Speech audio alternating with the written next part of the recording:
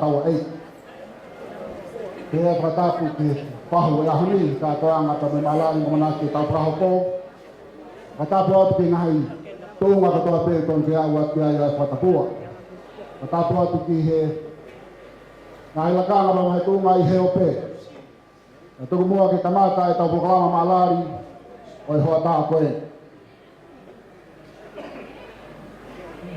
Ladies and gentlemen, family and friends, a warm welcome to you all as we're about to commence our celebration for this afternoon.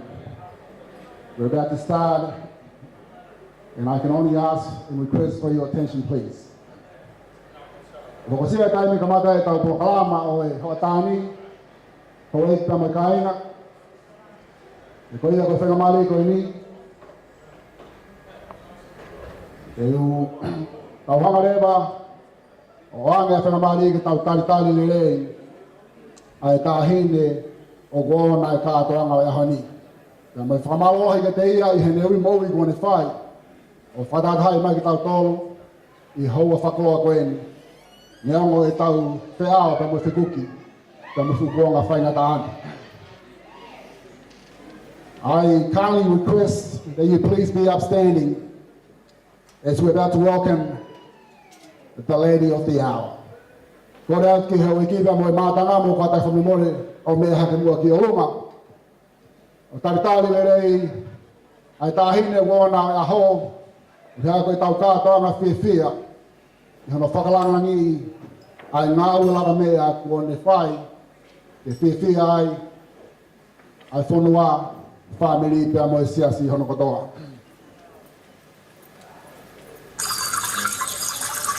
Koe whanonga e kua whai mai, e me siare mana wala. Kau maa e whai tāu pē, ia pehe ke wheke o wālongolongo. Kai ngālo ai, tunga whai mata, pa mo e tainamua paia, otu kine ki nā, pa mo e otu mua mua. Kolonga tātu. Ladies and gentlemen, it is my pleasure and privilege. Please, a big welcome for Dr. Gemma Malungahu, assisted by her father, with the plate. Away for going on, over pass, my Taina Ho, Dr.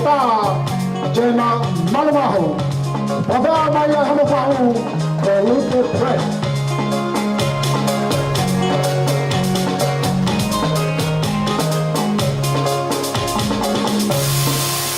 Let's go!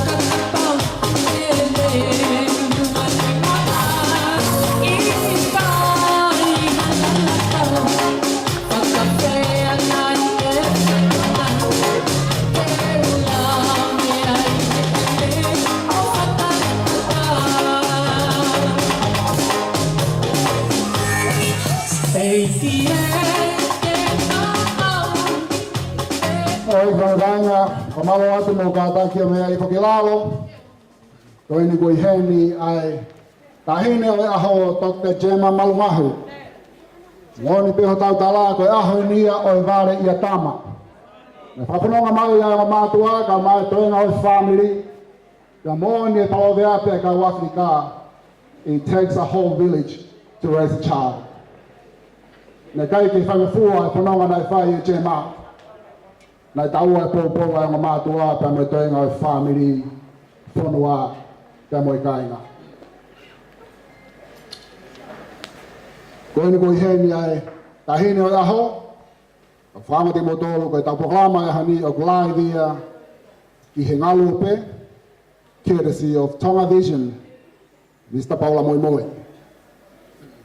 Looking forward for a great celebration for this evening, this afternoon, ladies and gentlemen. Kaya tahoko temi he po kalama ko ia o e lotu. Whawhai he ni tangatai whawhikau. I loa he tau whirila. Kene whamare mōre o whataki ai o wau ko ia. Ka tau toke hoko atu. Ladies and gentlemen, we'll now commence with a ordinance of prayer that will be performed by Reverend Eloi Hetau Felila. And following that, I will direct you. Thank you.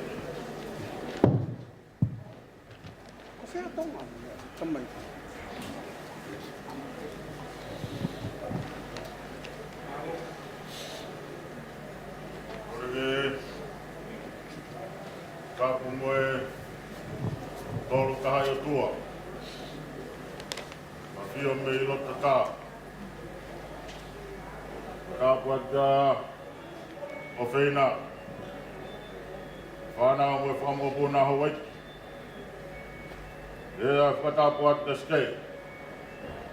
Maulot Muhammad Abure. Patapat ke fahu. Mutwa. Lowat. Gemma.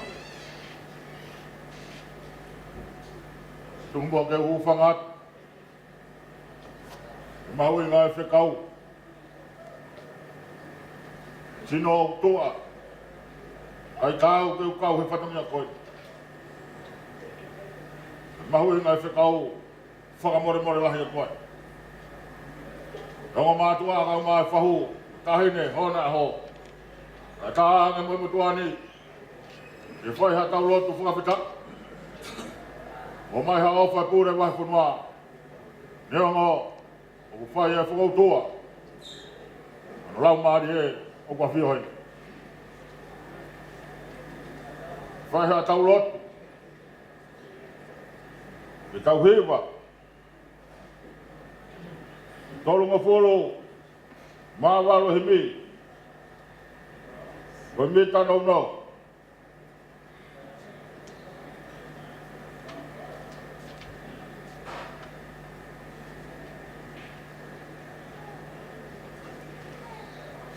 Si so anga o whakake a whio mai, e mau whakataha i laro pae. Lalo taha walo mi e kai mita noho ka mata hiwa mai latu ke tau toa. Si so anga o whakake a whio mai, e mau whakataha i laro pae.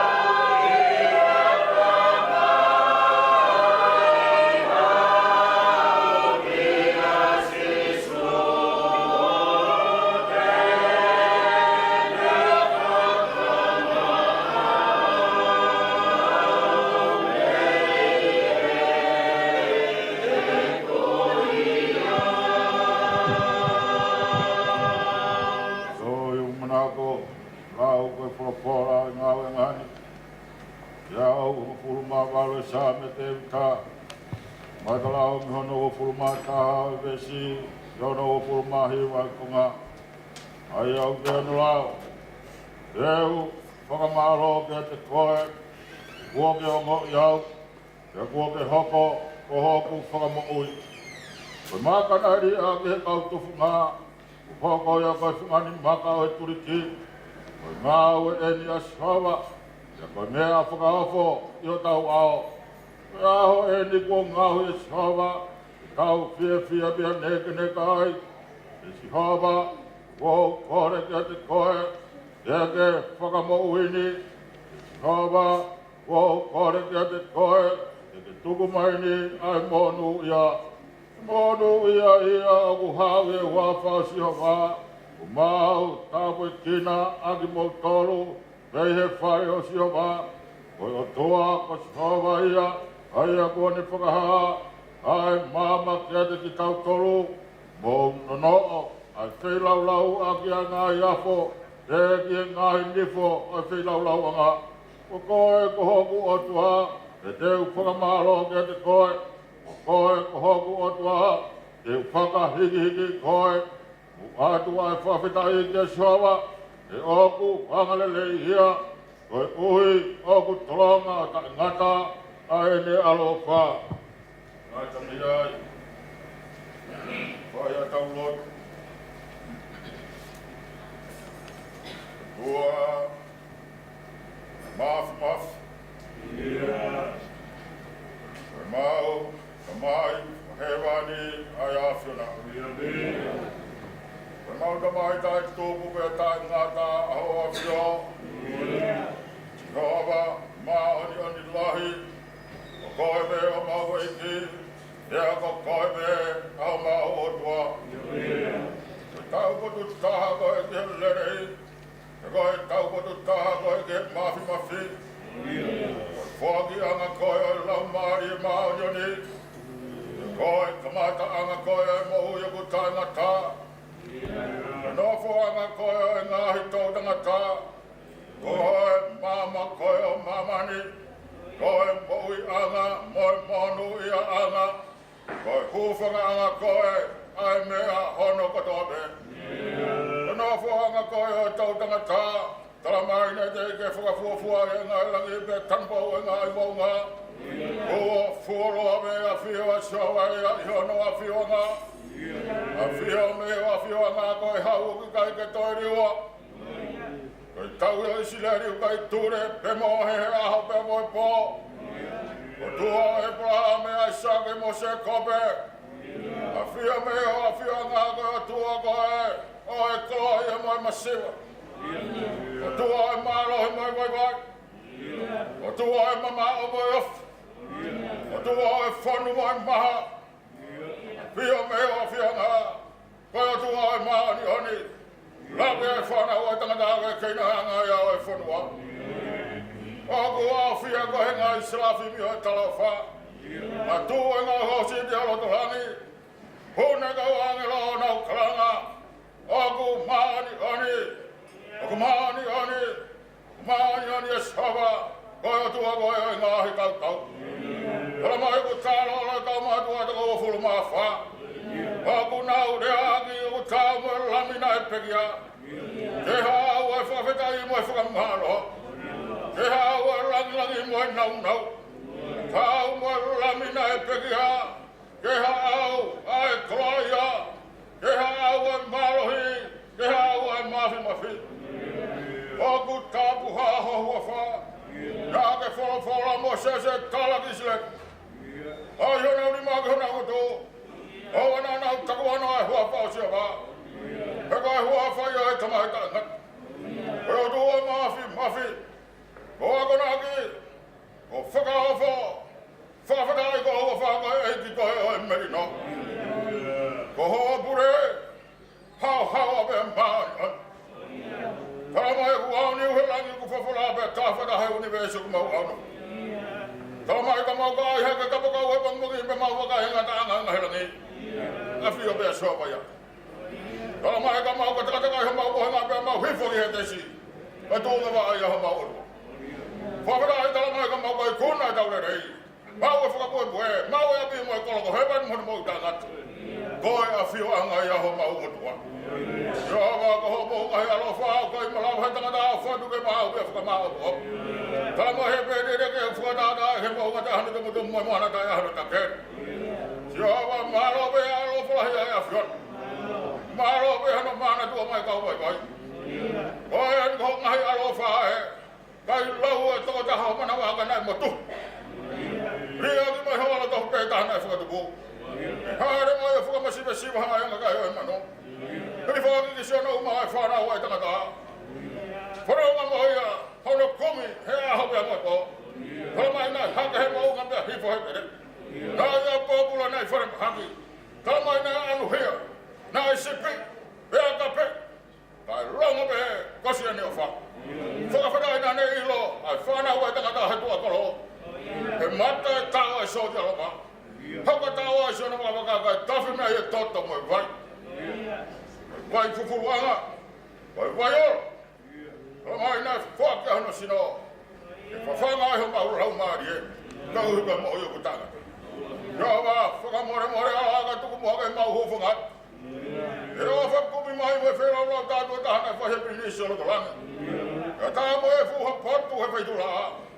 Hanga hei wha mau matake ho mau tupuanga ko hef. Ka hiti ho mau rau maari e ka atua whakawhetai mo whakamaro ati a. Maro pe ai mau aho le lei aho a whio. Sauke koe aho nei pau peke hoko. Whaka tūtu ui ha mau atua koe kai whetau angi pe koe a whio a tai whediu diwa. Se mau mo ui pe na hiri whaki mahi funga e tai lo. Whananga ai tūmata amatangi he aho pia mo e po. Whaka whetau. Whaka whetau i pe alo whalahi ai a whio. Whaka hoko amanaki e kau vai vai. Ma huwhi ai e maru maru e whare koini. Koe ui, koe ngau e hola kua whai. Awhiwhine koini. Koe whanau e seso tonga tawatai. Maro pe, kono mana tua mai e kau vai vai. Lau maari e rei pe, o whina mua whare hoi ke. Whare pe a maulatu ka maskai Muhammad Apuri. Maro pe aku, lau maari e rei pe tahine ko susi. Iula loko whai. Mea mai koe ui. Whaka, nau i whatu mia koe. Maro pe o kau pe. E si, ka inga o whahan katoa. Si o ngā mātua e. Maro pe, alo o whaka. La pe e tahina ko Gemma. He honi, koe aho pe e whakawhita i mo whaka maro. Ia ba, maro pe e taki whanonga hawa e awhi. Si o mai, mo honi pe, whepare wheunu atu. Wahino, kau ngā koe whami. Whami he aha koini, ma heni kau ngā aho kai ngaro tō. Koe uhi, koe whukala lahi ko ke whakakoloa aki. Ai mātua whami koini, lawe ai mo seso tau ngā tawatai. Mātua e whakawhita ai mo whakamaro ati te hoa whio. Maro pe, hono mana tua mai e whuno mai kau pai pai. Iawa, maro pe, uongo mai urau maare pe hamau kure. Malu pe, seri mo siona whare. Lau maari e toka mai. Hake mafu matala koe tua koe tokai mana. Whatongi hana e ui koe anga pia sino mo ne. Malo pe tau hio wha ai a whion. Tua wha alo a wha. Koe ngahi whatongi hana koe ni ke tau ngaho pe mo a whion. Ora ngalo. A si o whiwiri koe ni e sesa tau ngā tawa taina. Alo a wha pe. O tuku whakamonu ia. Ai koa koe ke whaki ka te. Koe hui koe ka hao sene mo hui vai vai. Sia wa whakamore more. Alo whakasiona rau maari e. Tō ka hau alo whakaulo mai a hau whawhonga. Tuku honga he alo whaka hui. Koe ngāhi whatongi ha. Koe ka hao sene mo hui vai vai. Puru mo me ka hiki hake hau whawhonga. O tuku ai whi maari e kesiona rau maari e. Koe mauna whoni koe nofo tu tuku pe. Mawa lau maari e. Mo sino ma pe. He koe sino ia koe efu. Alo awa o tua mafi mafi. Ho koe koloa koini. Koe kumuni mata i koloa ia ke heni whamiri. Moni me ai whekare. Whanau kota o whawhewhia ia tamai moe whai. Ai maa se se tonga tawa taina. Lau koloa me lau monu ia. Koe mafi mafi moe whaku ko whai ia. Ia wa whakamore more a whihoa he ngahi whatongi a koi. Tanya tu afio ke tau whoranga tu mau ea mo afio na. Oe ngai aho mo whata ngā no no age mata pā e whiri. Hau puni anga seka ni mone ngai mata tau. Whora mo mata pā e merino. Fia mo fia fo whanu. Ke toka. I he mama kua mau whakam. Honu ia he a koeni. Toka mo hawa alo wha. Mea si mo vai kua kau sia hei mau lotu. Whakamore kai whaia ha mau whakakato mei lotu ha. Mau pura tu ngai reino no kātua wa whaalo ko si sukala i seka ko mau whakamo ui.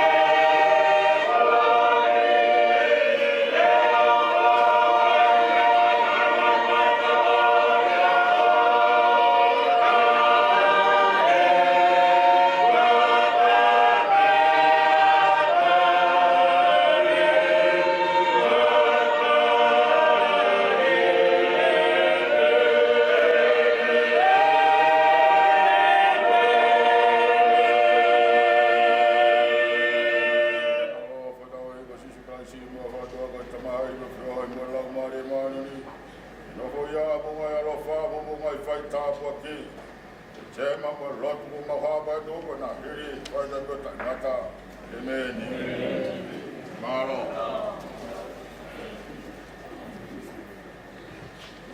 Tamala ni ke tangaka. Ati kau I ke lot fa ko ne kamata ke tau ka to anga malari ha koen. Olo pe me hawe ki ko tau proklama han hoko te tau hoko atu ki ho wa ko I oi Kava.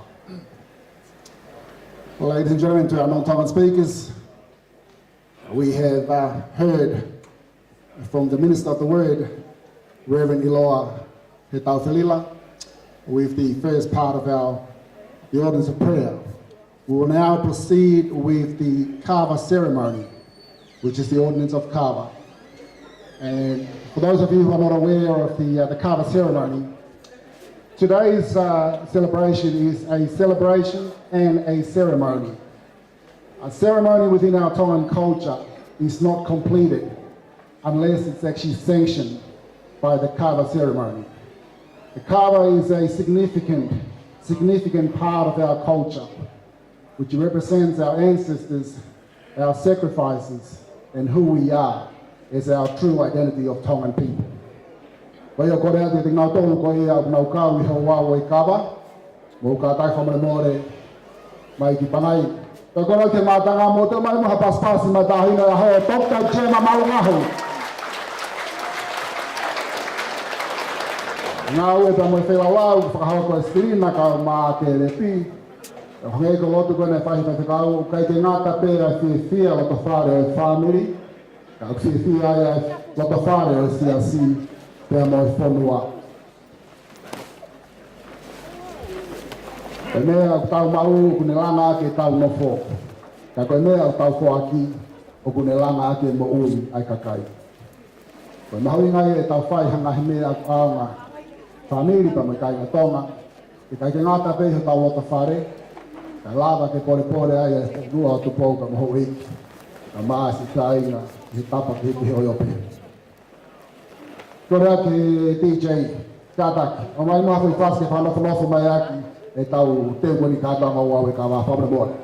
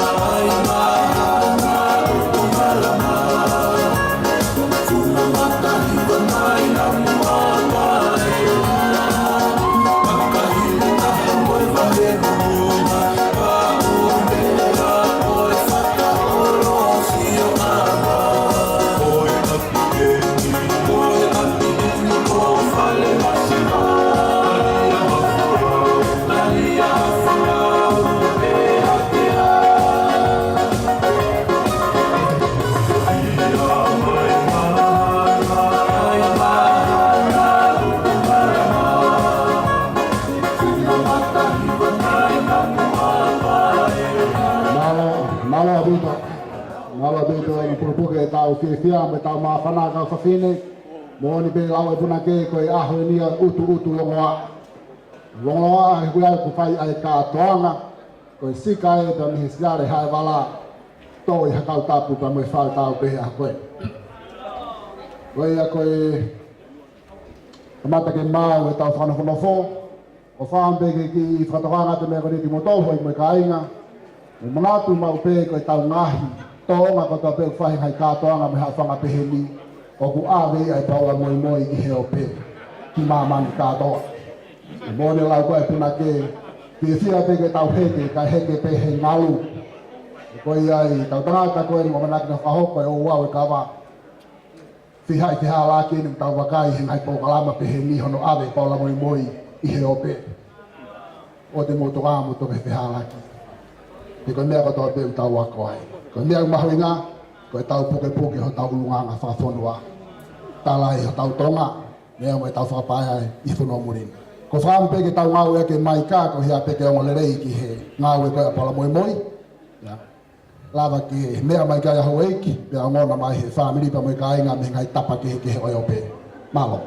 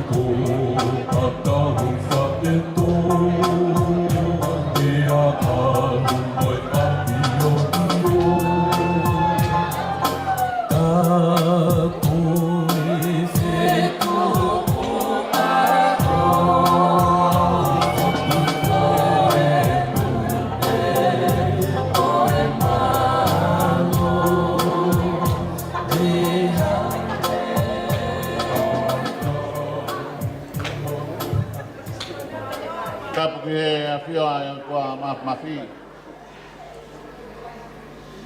Kaya ko la fai tua. E malele ngā mo kere whanua muri. Ko hui ko hoi ma tau he whanua.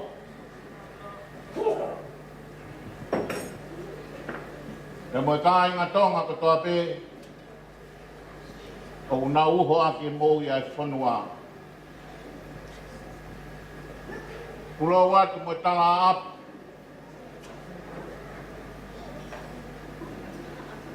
Mo iau ko toa pē o tala tapu e whanua mo lotu.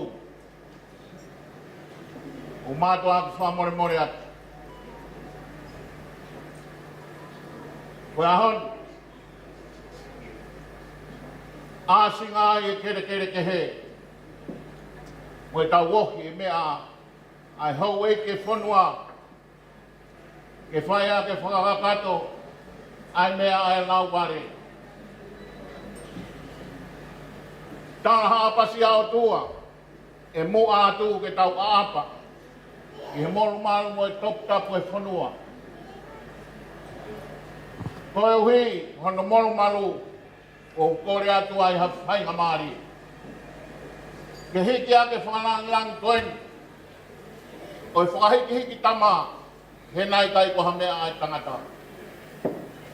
Koe poto mo e langi, koe ngei ai tāpuka.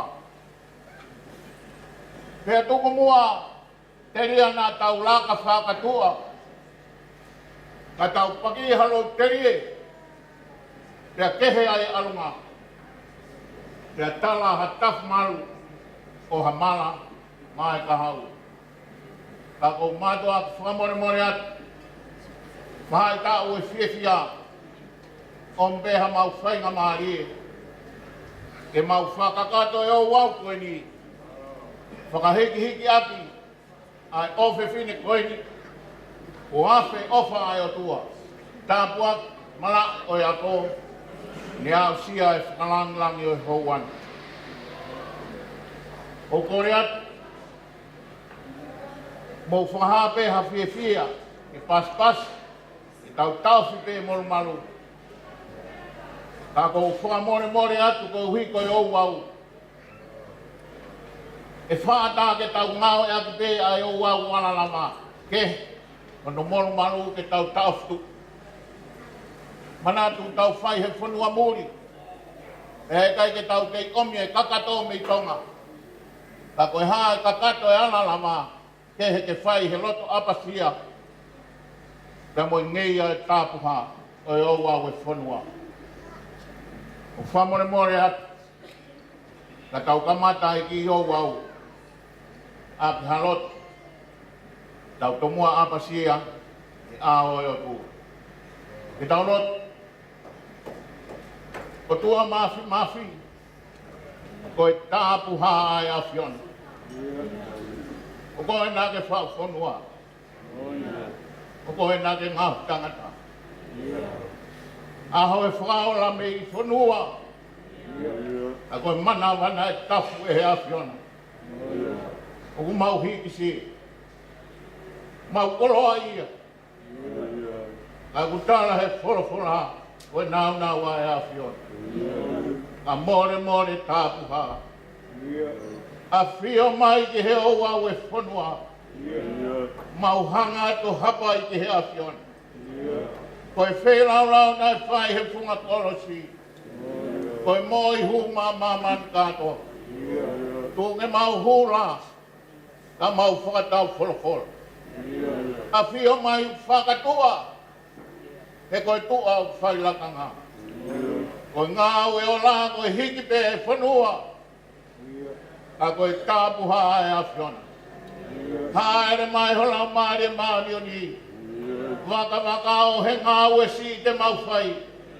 Ke he ai meri no mo e wheo whofani. Ai mau luta mo e wōwonga taha. Ke he ke hiki e langi o e awhiona. Whio mai ke whanau tama e kaunanga. Nai whatu e he awhiona hono hala whanonga. I ka e mau tau ka we whakahiki tama. Ka koe mea ai a fiona. Haere mai te kau mo koe. Whai me langi ho mau whakaora. Mea ngāwe a te whatongia ko mau whaini. E langi ia e te hokua wha. Tari e mau lotu mo e mau tautapa. Ia Sisu Christ koe alo, ka ko mau whamo ui. Koe kresio tau eiti ko Sisu Christ. Koe ofa e o tua mo e wheohio lau maari e maari o ni.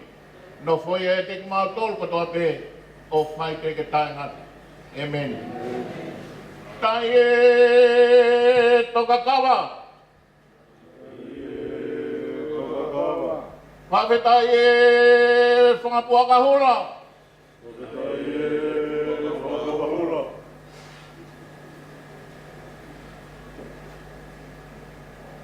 E te mai e tau toa. E mai e no foi mai tau toa. E a mo tona.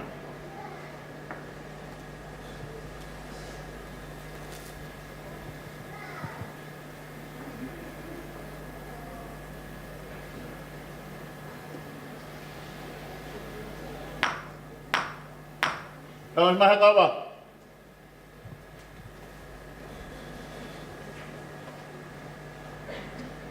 Kai toka Kaaba. Moimoi. Tau he Kaaba ke tau a whakatumi.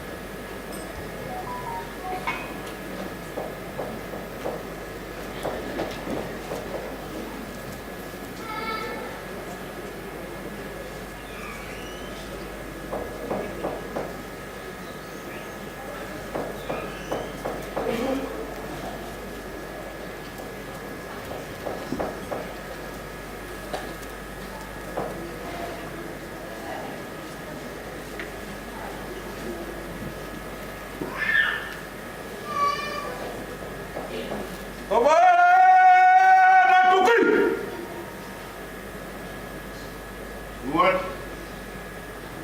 mari bela tahu.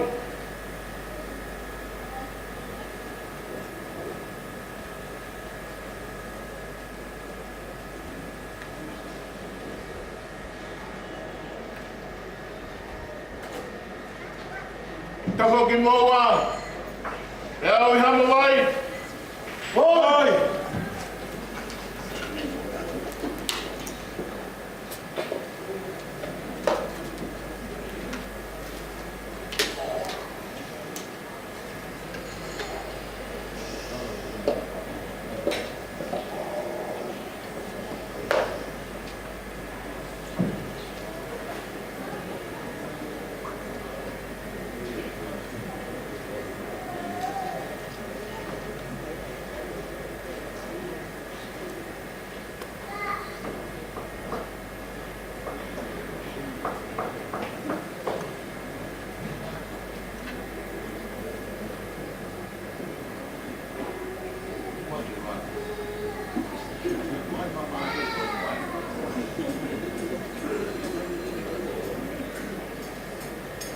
Vai Kava.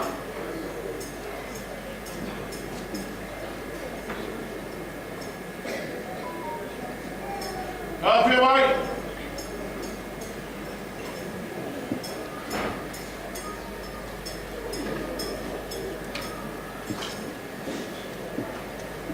Paula.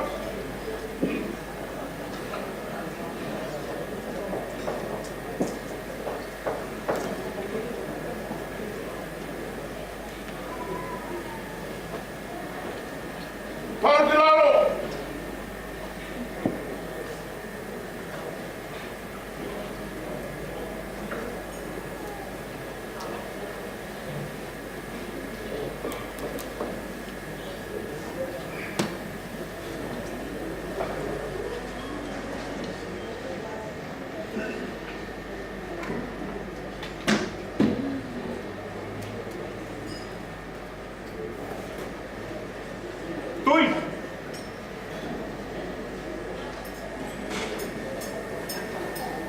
Whakatau.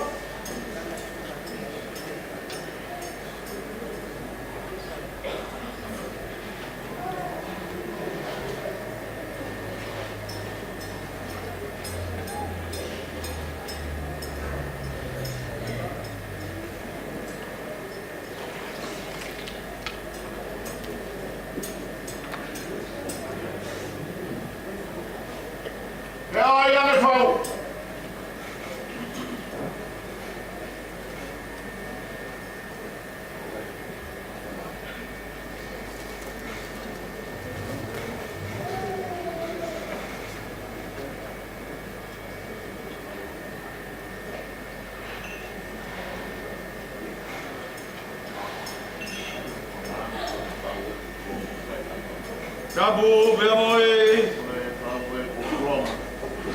Paula go Paula.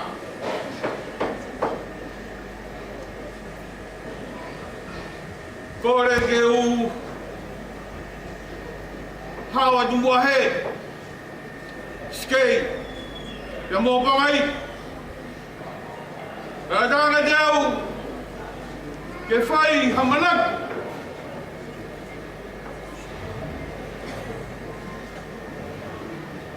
Amo tau hinga. Oi moianga. Oi ku fafotunga. Ke via foi. Skei. Na ye foi manu puna. Na puna ngai hau tua fare. Ki a bigo fugo tu ai. Pelo fanango. Ki a hiva.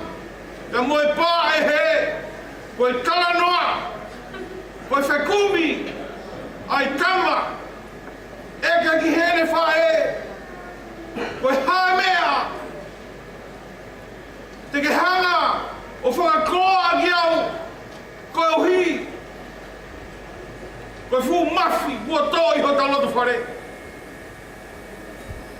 Whenga whae koe ni ke whakamahino ke whaa, o wi kai ke te ai hamea whainga whalala. Kane whekau, alu ki heriku tapu. Peke sio, ai hopo ai laa. Whainga ke au o talaki ai. Talaki ai ai mea ke whemau. Tokua, ne whanonga atu e tamasi iri. Ka kau ke hopo ai laa. Pene talaki ai. Koe haemea. Te ke hanga whakakoa ki au. Koe uhi kua roto le ai ai. Tuitonga. Keu mari pe mohoro o whewhine. Sike e ka winga ia ulere mai. Nai oange. E he waha. Ai kofu e ua ki e wha. Pene whanonga mai mo ia talaki ai e mea katokota pe whai. O pau ke hanga. O fuke. Ku whanga whakatapu. Ai kofu boe. Pe whai ai. Whai ai kia mea ke lotu ki ai. Koe kofu e taha o na ki ala ki ai. Kaka hinga e kulere mai. Pe au sia, pe au whakamakai. I he aho koe ni tau. tau me ane nai ane. Ai ngatu ai family, ai ngatu ai whanua, ai kau pato i hea go, ai kau nanga whaafofa. Ka moe kawenga une hanga, o mai ka te tautau e whiaf koeni. Nai whai ai e tāla ngāpia, whukei hake ai whoi, ai whoi gofu, ka koeni pou sio ki ai. O wakai ki ai, e hau pokoi mai tā, ai au fia mai whawhetai ki heo tua mafu. Koe uhi koe fia anga, o hatamai ha whahau boto. Koe uhi koe ngāure reu ne whai. Koe whiaf koe in kau lere mai kau hi tūnga i he whae. Ai whakatangi koe ne whai pa kau whamanatu ki ai, i he whiaf koe. Koe whiaf koe ni koe whekumi ki he la, koe wholofola mā oni ai a Fiona. O mia tahine sema, o ke whanonga moia. Whanonga moia i hea hokotokotoa pe. I hau ngā we, whakaunga i hokotoa. I he mea kotokotoa pe o ke whai. I he siasi, i he family, i he kaunga whanonga. Ka koia, ai fia, ka moe kongoi. Langi ia, i he ngāu e kua whai. E ho whae kaunga ai family. E whiaf koe ni, tu mua ki whakamui mānoa duaki, ai whekau nai tala, e he o whiwhino soa kai. Tamasi, tu o alo, whake alo kumi a moi pāna ki tau whuku mai. Me a maari e ia koe whekau ki alo nai tau whuku mai. Tāi koe koe meri no, o mau he situ a alo, o nai tau whuku mai. Koe au, meri no e whonua tonga. Te koe tamai e tamasi koe ni koe ena ni hanga o tari ai rotu e ne hake me hi ko o hao nofo e kolomotua. Ka koe ia, ai ahu koe ni, o moe fia o kourea aki, koe tahine koe ni, koe tahine e me esko mafu. Whanua maru wa moe api kotolu o kune hanga uki, ai maa whaile pa moe fia o koto, e whai whawhetai. O i koe ngāua lahi, pia moe langi kune hanga whakatahatai ai ki tau tōru. I he gafu koe ni, le vere ma maranga kau te tau atu.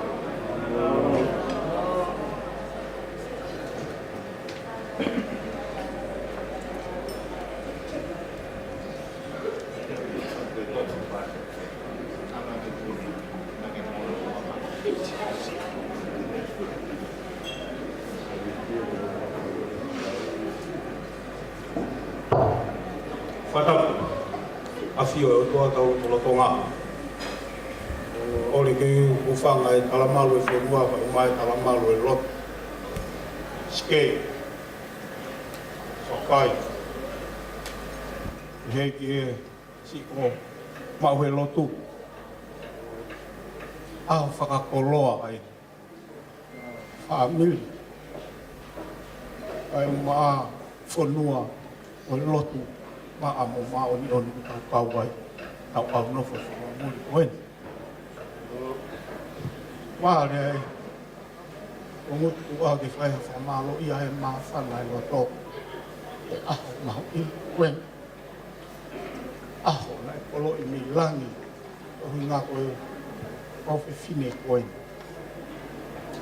pa pe fa malo ni so kai ga ma skate o e whanga whae. Ai ngā kama. O whae e fia he ho wā. O e o whalahi atu. Ni e utu ngoa a. Au maa i stare hai wala. I he wai uni lo. A moe halasi lo pā. Wai o whalahi atu he nika ki mo wai. Whanau tama ko whae. Mau rā e ai. Ai he whau tau pē, ai whainga, mau o whalahi atu, e te koe ske, kai o māsoa kai, mau o whalahi atu heni mo, mau he lotu, e whanau tama, whakahiki tama ko whai, o tau lawi ai he ho wā, o kuatua ia e whiwhia e motuani, o mo whanau tama ko whai. Kore whakamore atu ati mo tolu, ai tauhina e whae, ni o whiwhine koen. O pau nei ai ha tauhina e whihalaki, silina, mau kore whamore more heni mo mau o whalahi a te koen. Kai uma aho whanga te hina, e mo whanaukama o whai, o whai ai vik vik, o whai ai fie fia, ai family, kai uma ai whanua mo siasi, lewe lewa ai malanga kai tau watu.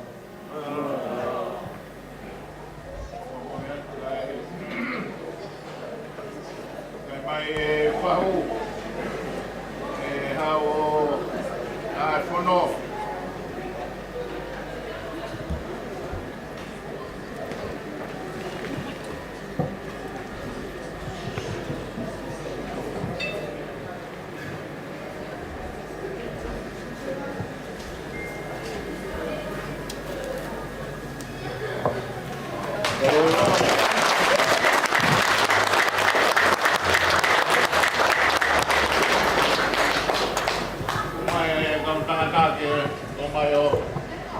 Tauhi whono, tauhi e taipe mono fulkuru.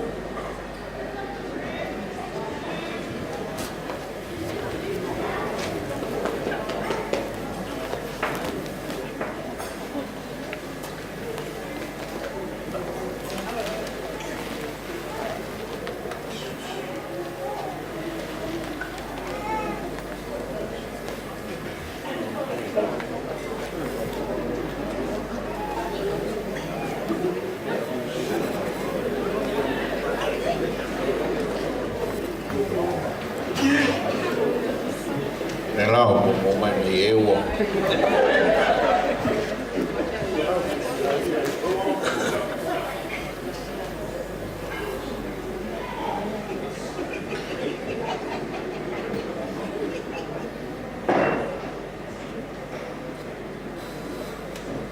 Mai Kava. Ona que o fotau.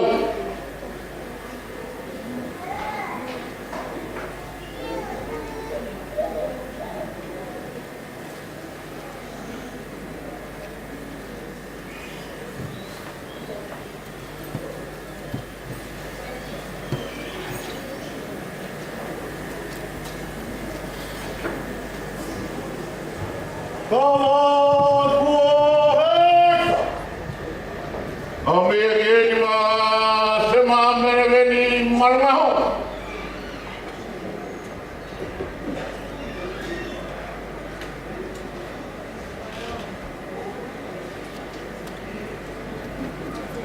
Gemma. Wah hoi ni ai. Ana umeri. Koi whai tau. Koi whiawhia ha tangata. Koi tōke taha, koi tumua. Koi whenga. Mai oko he kawei koura. Koi matai koloa e tara o tua. Koi nai whanua. Koi whailonga. Potonga. Koi uhu. Koi maui e tonga. Koi ofu. Koi tauhima. Koi whea whawhani. Koi nefo merino ai kāinga. Ahon. Ai koi whanua. Ho whamon. Tauhi ho tūpā he lotu. Mo sefi. Ke whamon e ofai o tuana whai. Pea ke oa na puno ho family. Ke tarau hiki halangi langi. Koi matai koloa nai tāna mi hilang. Mau ho Kava. Koi whamoni ho tau.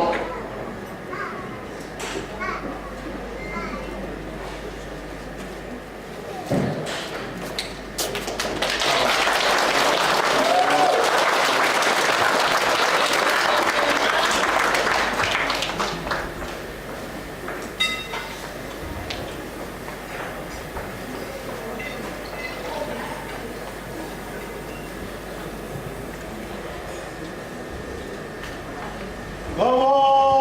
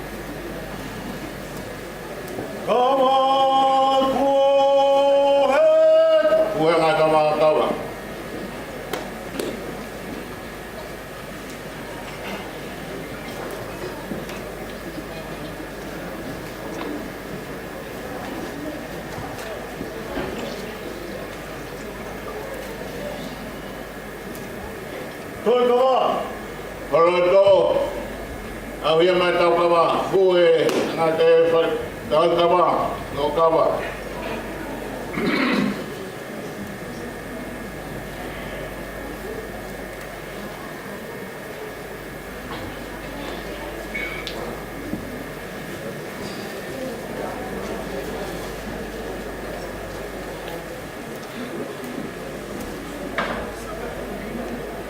Okey. Mata ngaji pai patong dia. Kau tengah sakit dah good. Kemalon. Malo, mereka faham apa malo, malo, belot, Gemma, faham malo ya, malo kau belot. Malo ya fahami. Bukai hatang lang ya tu. Sia-sia nak buat tu hebat semua. Mau yang ai. Honore ai yang fare ko siapa si ai lah. Tona ke tu. Feu uma moi masiva. Feu uma moi frafa. Feu uma moi lawa de fonua. Amano atu tau kama. Kau toa. Hiketo. Malo, ai mo mai ke me ko wa mo lo ta ko.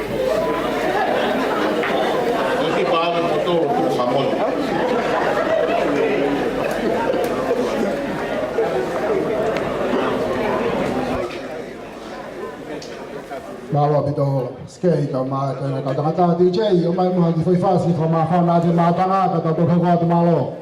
Taule vai o fanito frasi vangai tumua. Sako ake mana tu pea o pisi o kumafu. Siki vangai tumua ki santo sto fata talukalu. Ewe nina e pawhae mai e tapu o whanua motu. Ka tiri tama o e noto ata inga ne whakana wau. Vai e ui aki sa te lai te ai no to ane afi. Pasini sini o e pawhae timo si pia o no to taimi. Kai pia a pai na te o whae e sila kumi. Vai te ai o lo tumi se te ko e tule ane mohoni.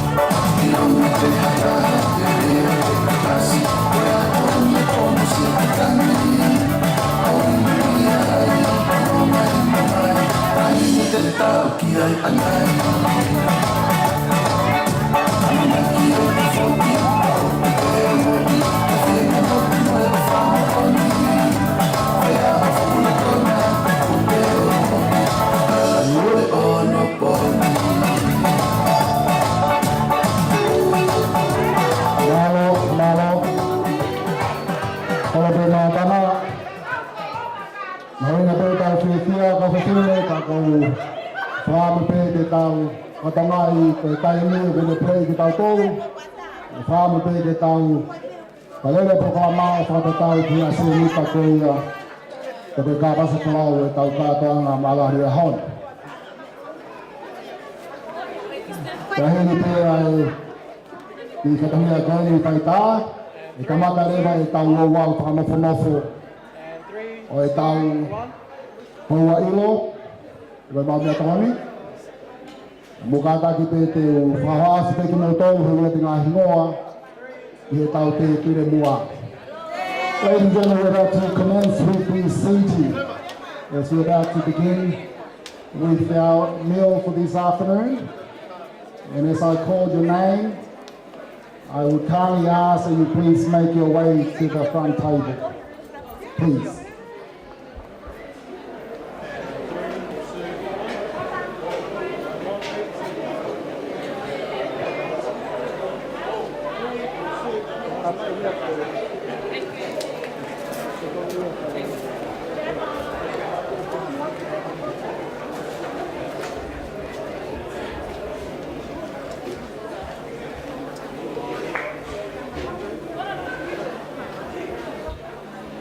Mahalo Pito.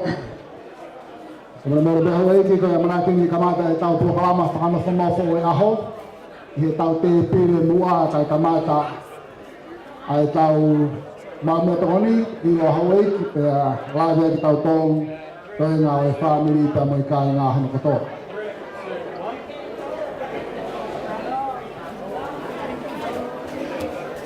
Sa i kai tau te pire mua ku atu hene kore i he mehe ki tanga. Lute pret, kātai whamle mōre, ke kātaki mai ki mua. Kore te mātanga mo maha paspas DJ, tāma moha whiwhasi, whana whana whana kau wapineta mo i tau kau. Ia ki te mua mālau.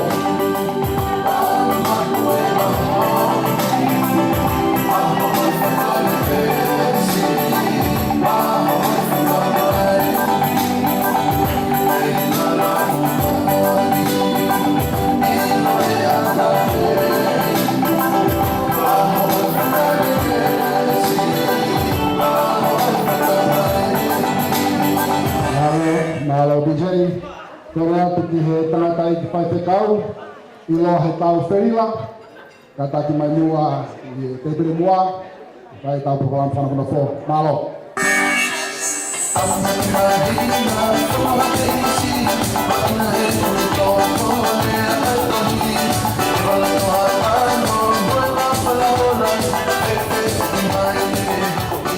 Malo Pito. Kore tēni ki he sekretari wahi ko e a Siasa Tonga Tawataina, Reverend Siosiua Teikoso, ka taki mai mua ki e tau te kuri mua, malo.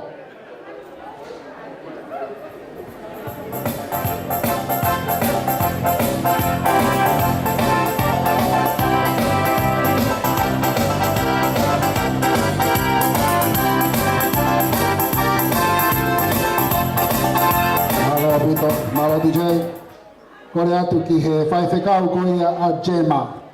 Aho ia whekeila, e ka taki mai mua ki he te pere mua malo.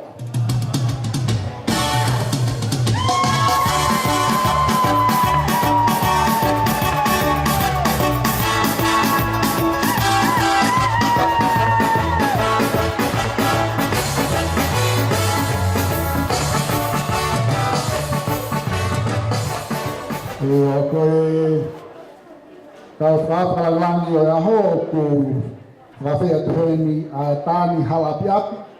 Tā tāki ka pau kai ki heni o whemau pēr whakawhawhonga malo.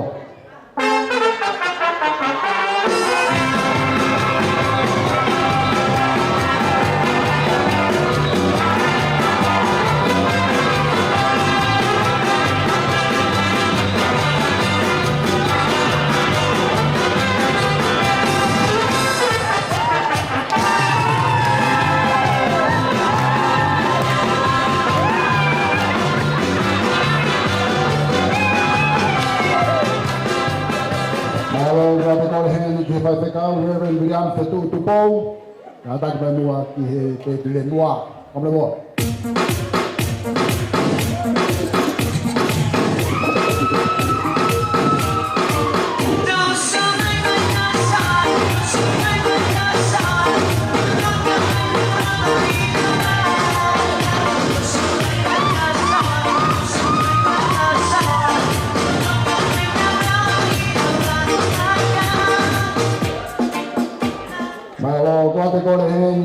tahupanga koe a siasi, Reverend si Pafatai, kata kemai mua ke tau te pule mua malo.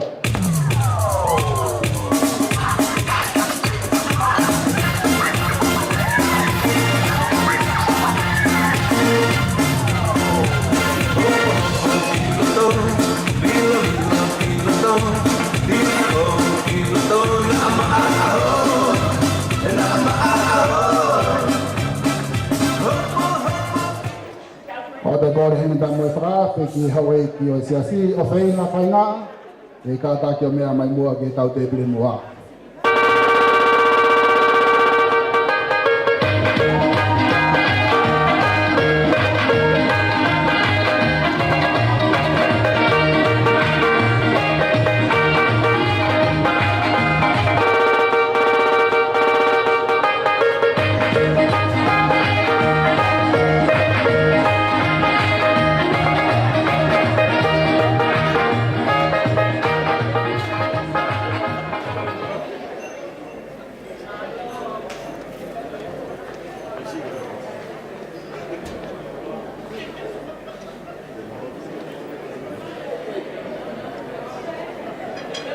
E whamre ka pāki he na Feleti Johansson, o ku atua e kore ka me whakaafi ke kātaki mai ki he te pire mua. Feleti Johansson, malo. Rocking and grooving.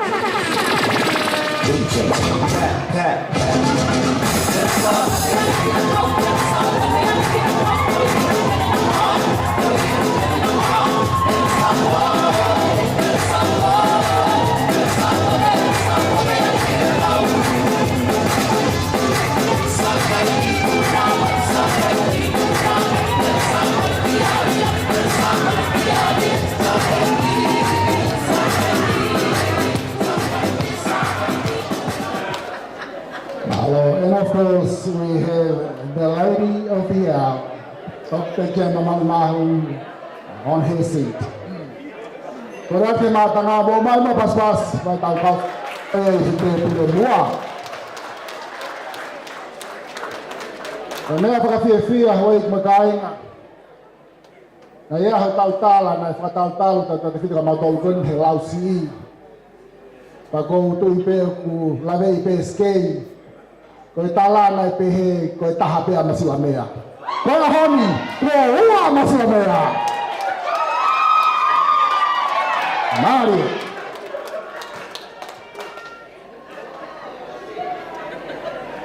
Koe honi a koe aho kua tohi e historia.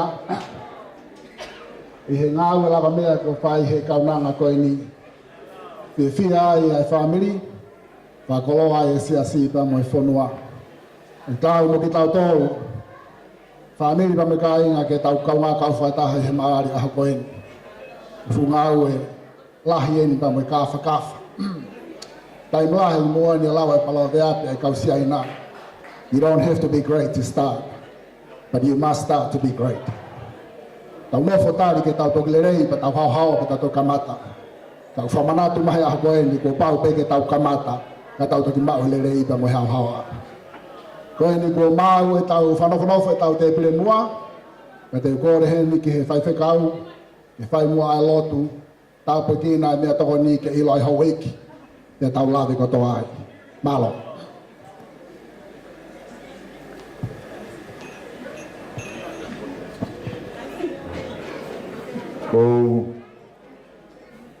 Ko te pe mua ke uhu whangatu i he talau whak wataku o tautou takua he wataangani.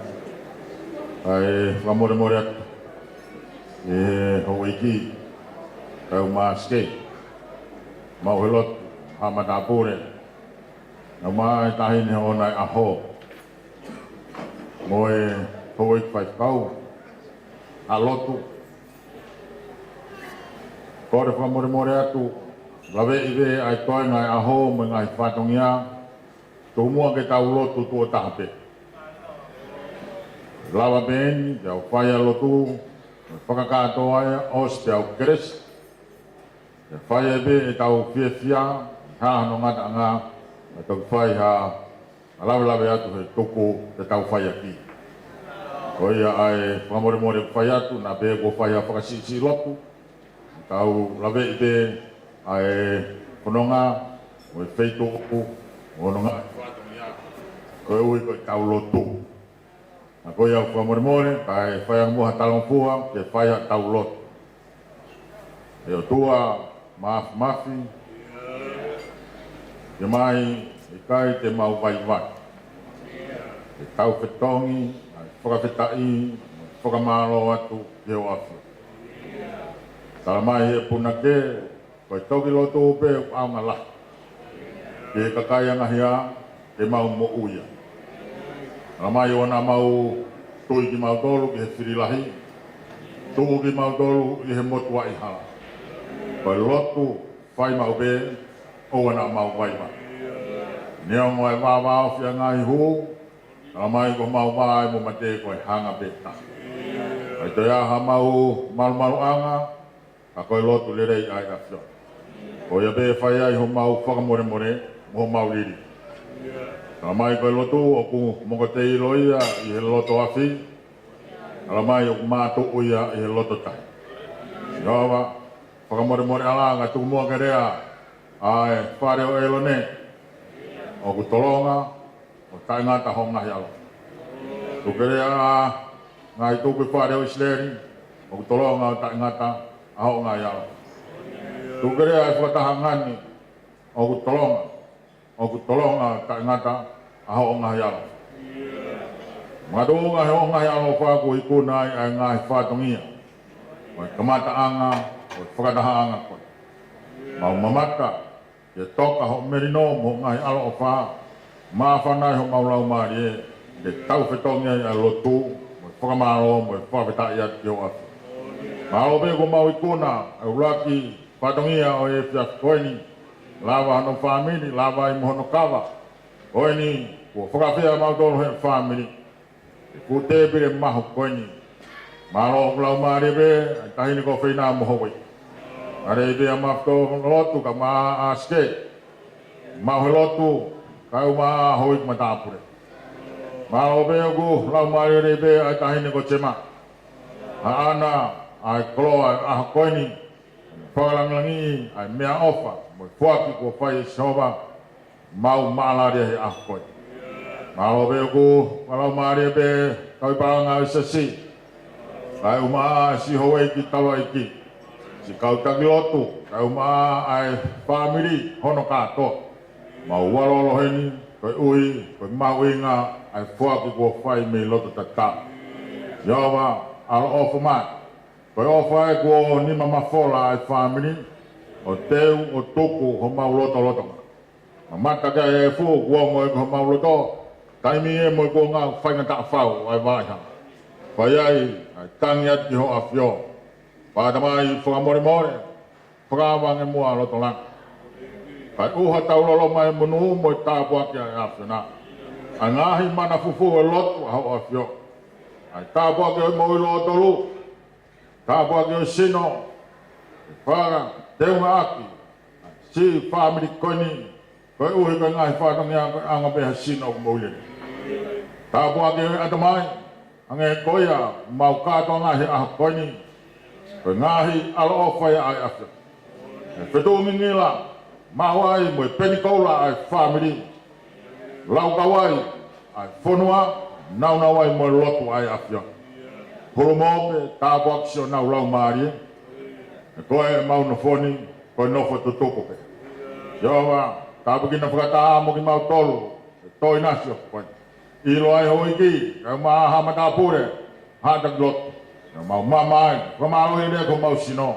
Ko ngai whatongia he loto ngā moe ka haun. Mau korea to ngai reino no kātoa, e wafau alo ko sisu kalaisi ka ko mau whamo hui. E meni. Alo o whatawai ko sisu kalaisi, mo whautua ko i tamai be whio he moe lau maare mani. No fo i aha mo ngai alo whamo mo ngai whai tāpua ki. E ofa, ko hapai mai he whamiri o tuku ho mau hahoa ngapa na hiri, whaida beta ngata. E meni. Mau.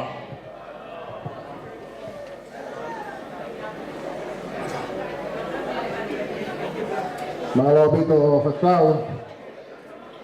Hoi ka makainga ka tau mea toko ni ina ko osi hono tāpoi kinga. Ilo ai au whaina mo hoik. Lawe ai hata i whanua.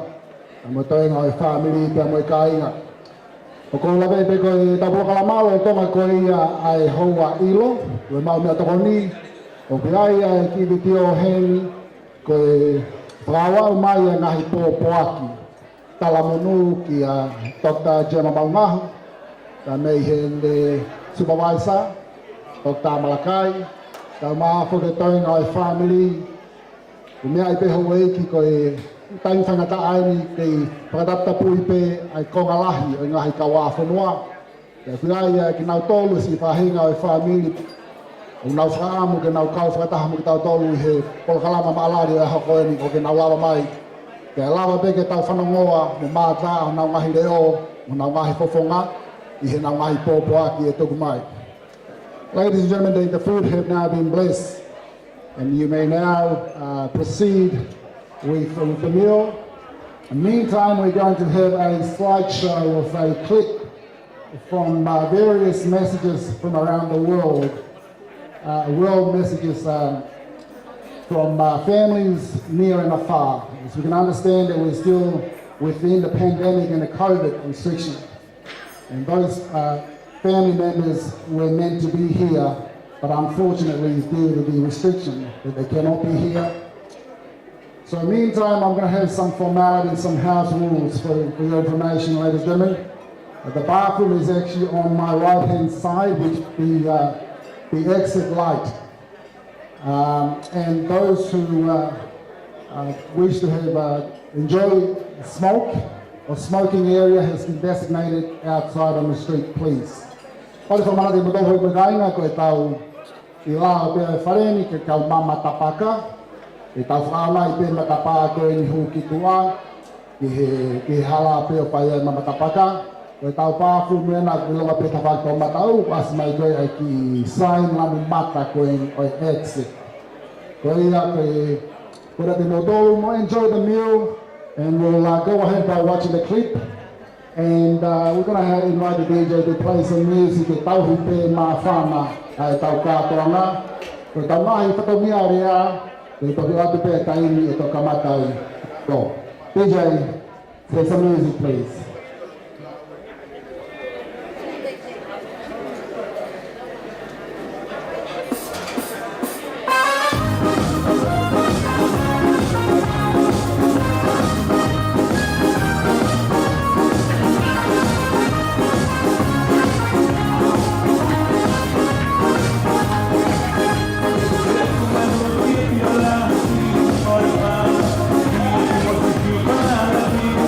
Bye.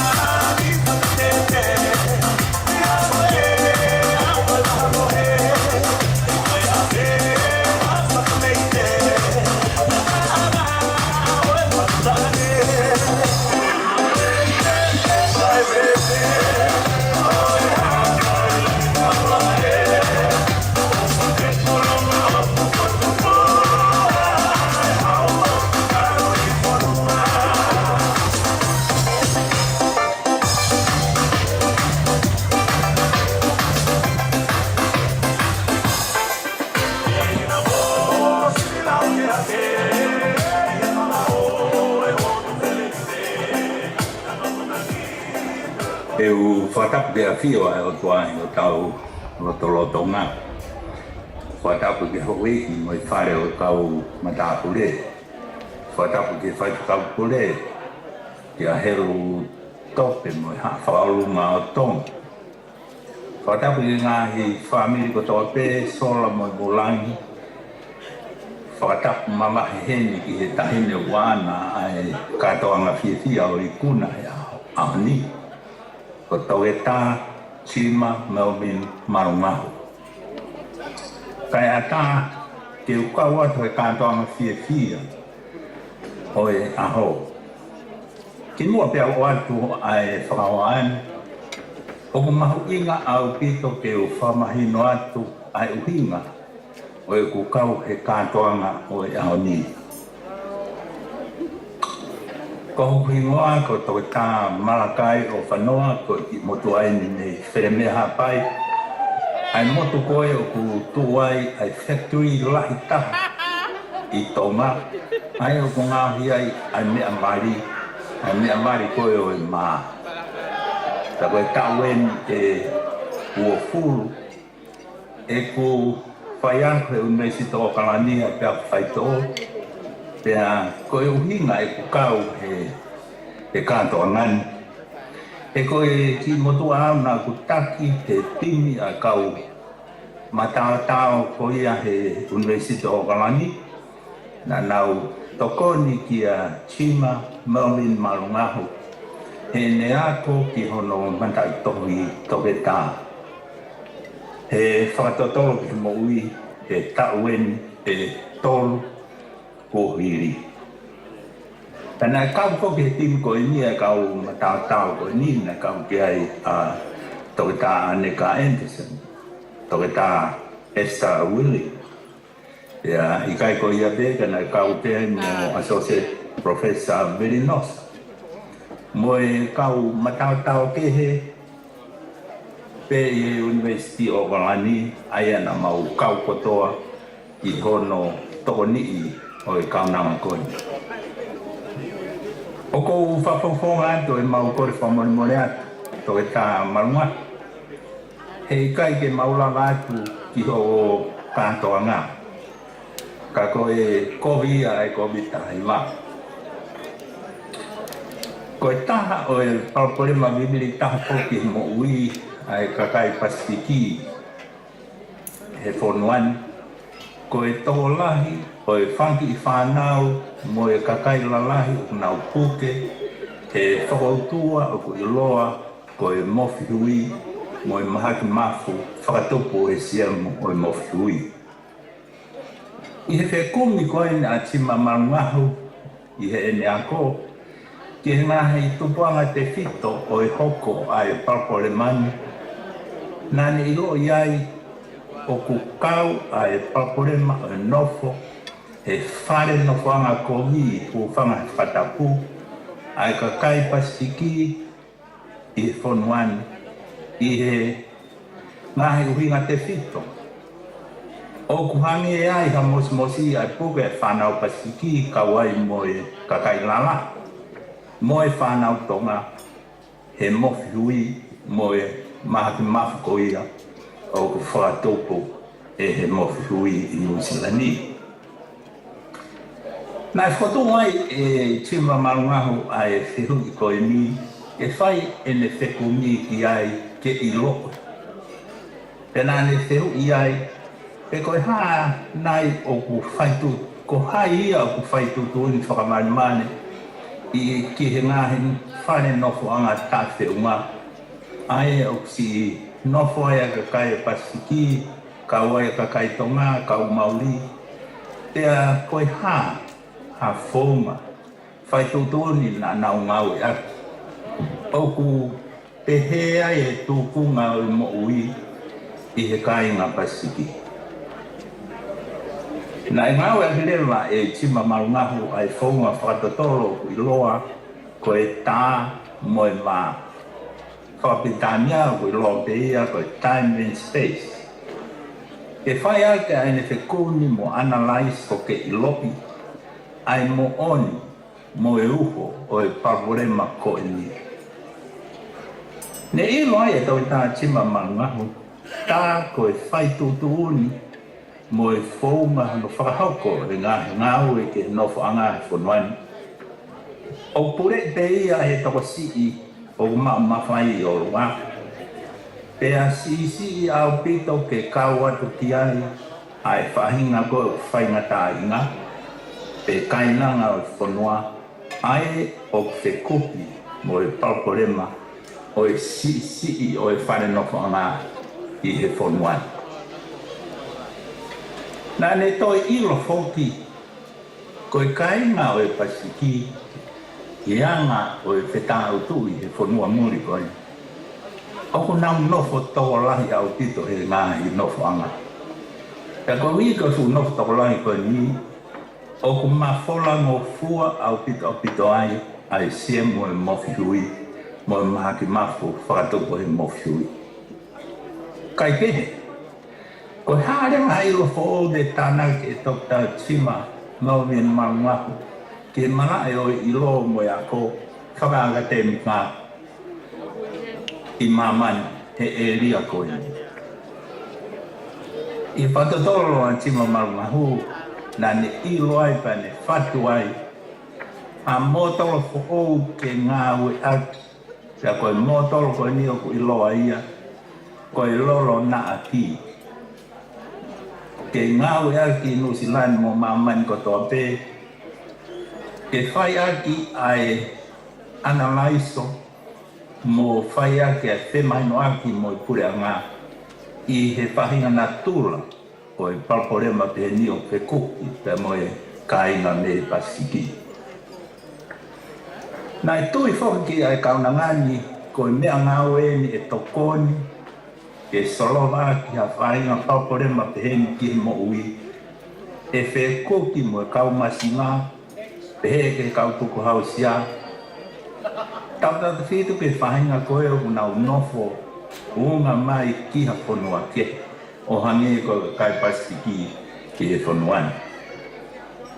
Kai ke he, ne lama ne rei a whaiwhatongi a ako a tima Malungahu, Pea neongo ko more atu a toke tā Malungahu ki Australiana. Ka aku mau fia, e koe koloa mahu i ngaini, na e teu i mei he University o Okalani ke au ngātu ki he kakai tonga hono kotoa pe, mo e taha hono kotoa pe. Ko tima Malungahu koe kaunangaini, Ko fuoloa mai e mau whiohi i Nusilani o Kalani. Tau te whito i siane a ko i University o Kalani. Pea ko e mau ilo i totonu e kaunangai. Ko e kaunanga urunganga lelei, kaunanga o whakaapapa, ngā au e malohi au pito, tauhiwa, lototo, pea oka he taha no kotoa pe. E nā ilonga pe ia he ako na ne whai.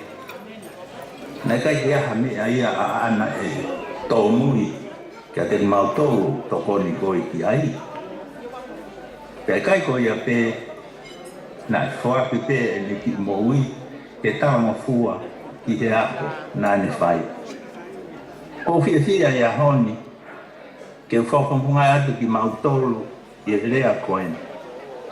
Kua os teu le rei a toke tā tim Melvena Malungahu ke ne lama o ngāu ele nei he malae o mo ui ta tau pe i he whai ako i ha University whakatotoro ke mo ui i a whahinga mahaki pe ko whahinga i siu whelave i pe mo ui pe a toi pe he whoki ki ha ngāu e pe mo i kakai tau te whito ke o tau kai ngā mo ngā hi community ke he ngā ue ki he moui.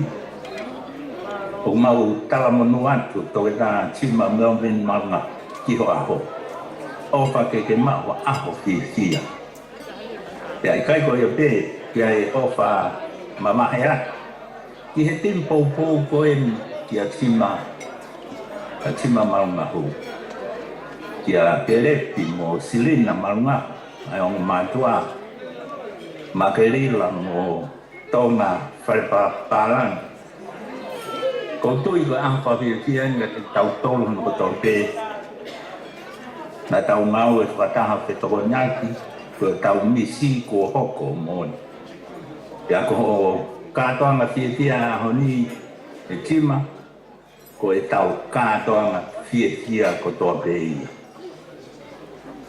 Ko ni whamore atu kau ki whakaake kasi at pe te lia a ka inga paparangi o tuifio i te whioki o e ahoni ko hi ke mahino pe ai whakamoha o whai. For the benefit of our non-Tongan speakers, let me just give you a very brief version of what I was saying in English. First, I'm bringing the Pacific greetings from Aotearoa. Malo lele, talofalava, falofala yatu, ni sampulobinaka, namaste, taloha aroha ni, greetings, and kia ora. What a day to celebrate with you, Dr. Gemma Malungahu, your celebration. Let me start off by quoting what Eleanor Roosevelt was saying after the British success in the wars.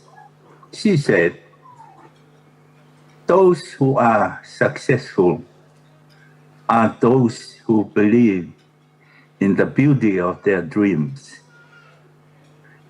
Dr. Malungahu, that is your success that we celebrate today. You are a person who believes in the beauty of your dreams. Today, your celebration is your parents' celebration. It is your church celebration, your friends, your family, your country, Tonga, Australia. And it is New Zealand celebration as well. Why? It's because you successfully completed your PhD study on an excellent note. You successfully completed a study on the issue of housing policies that affects the health of Pacific peoples in New Zealand. And your findings clearly indicated that there is too little space for negotiation on housing policies. Why? It's because of the existing poor processes, procedures, and systems that are currently implemented here in New Zealand. Further, you also revealed that the dominant power over and control of policies exclude those who are in need. That includes the Pacific people in New Zealand. However, the good news is, at the end of your study, you came out with a new way forward, which is a new model or framework to use to address the complexities of housing issues locally here in New Zealand. And that model is known as the Lolo Naati model. This model simply exemplifies the process of empowering disadvantaged population to lead and control the existing unresolved housing crisis. Dr. Malungahu, this is your new contribution to the academic literature. And I would like to, on our behalf, to say again and again, congratulations. Congratulations and well done. Good luck, Dr. Malungahu, and may God bless you and your future endeavors. Enjoy your celebration. Malo Aupito.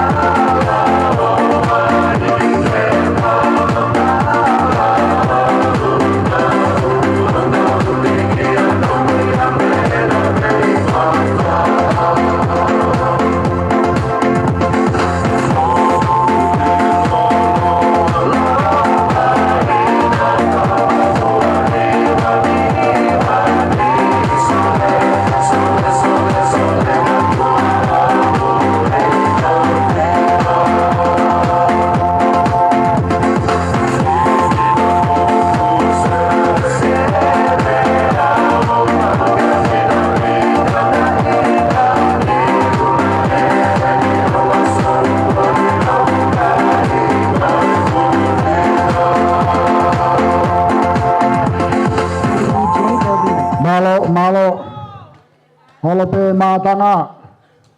Hokat me tau fangi pokalama ko labe pe o api pe tau taimi. Holope me hawek. Me mo fanango ki he popo aki ko ia pe me atoke ta malakai o fanoa. Ko tahaya ka supervisor a Dr. Gemma Malungahu. Me he university ko ia o Kalani. Aga fa malanga na fai kau. Lade atoke ta o fanoa. Ai ulunganga o e tahine o e ahon. Ka ko tu pe fai kau mo ni ai Pai no hino e tangata Malungahu ko kohereti. O ku ngangatu pe alahange. Ai tangata o kulunganga lelei i he lolo tākai. E koe aho e pekia i he aho o ta whanawi. Mahawi ngā upito he koulawei ko ngā iahonia kai ngā tonga kua where a kautoa tā i he Facebooka. Na ko hia ko whakatotolo nai whai koe nei toki tā Malungahu ki he mofi hui hu whanga he whakatapu. Gemma ko tui o ku mahawinga ke tau tokanga koe mahaki koe ni koe mofi uto hu whanga he whakatapu. O ku lahi lahi e he tau kakai he kua where a hono nusi ki tau tolu he kakai he Facebooka. Rea koe ai ko kore atu koe o si pepe i whasi koe ni TJ te tau kore ange ki herea ulua ki ta whaaki koe ia ai tamai. Ta whaaki koe ia ke re Malungahu ka taki whamre more tui tui mai ke o si pepe koe ni e hokatu rewa ki ngahi pokalama au au rea. Malo.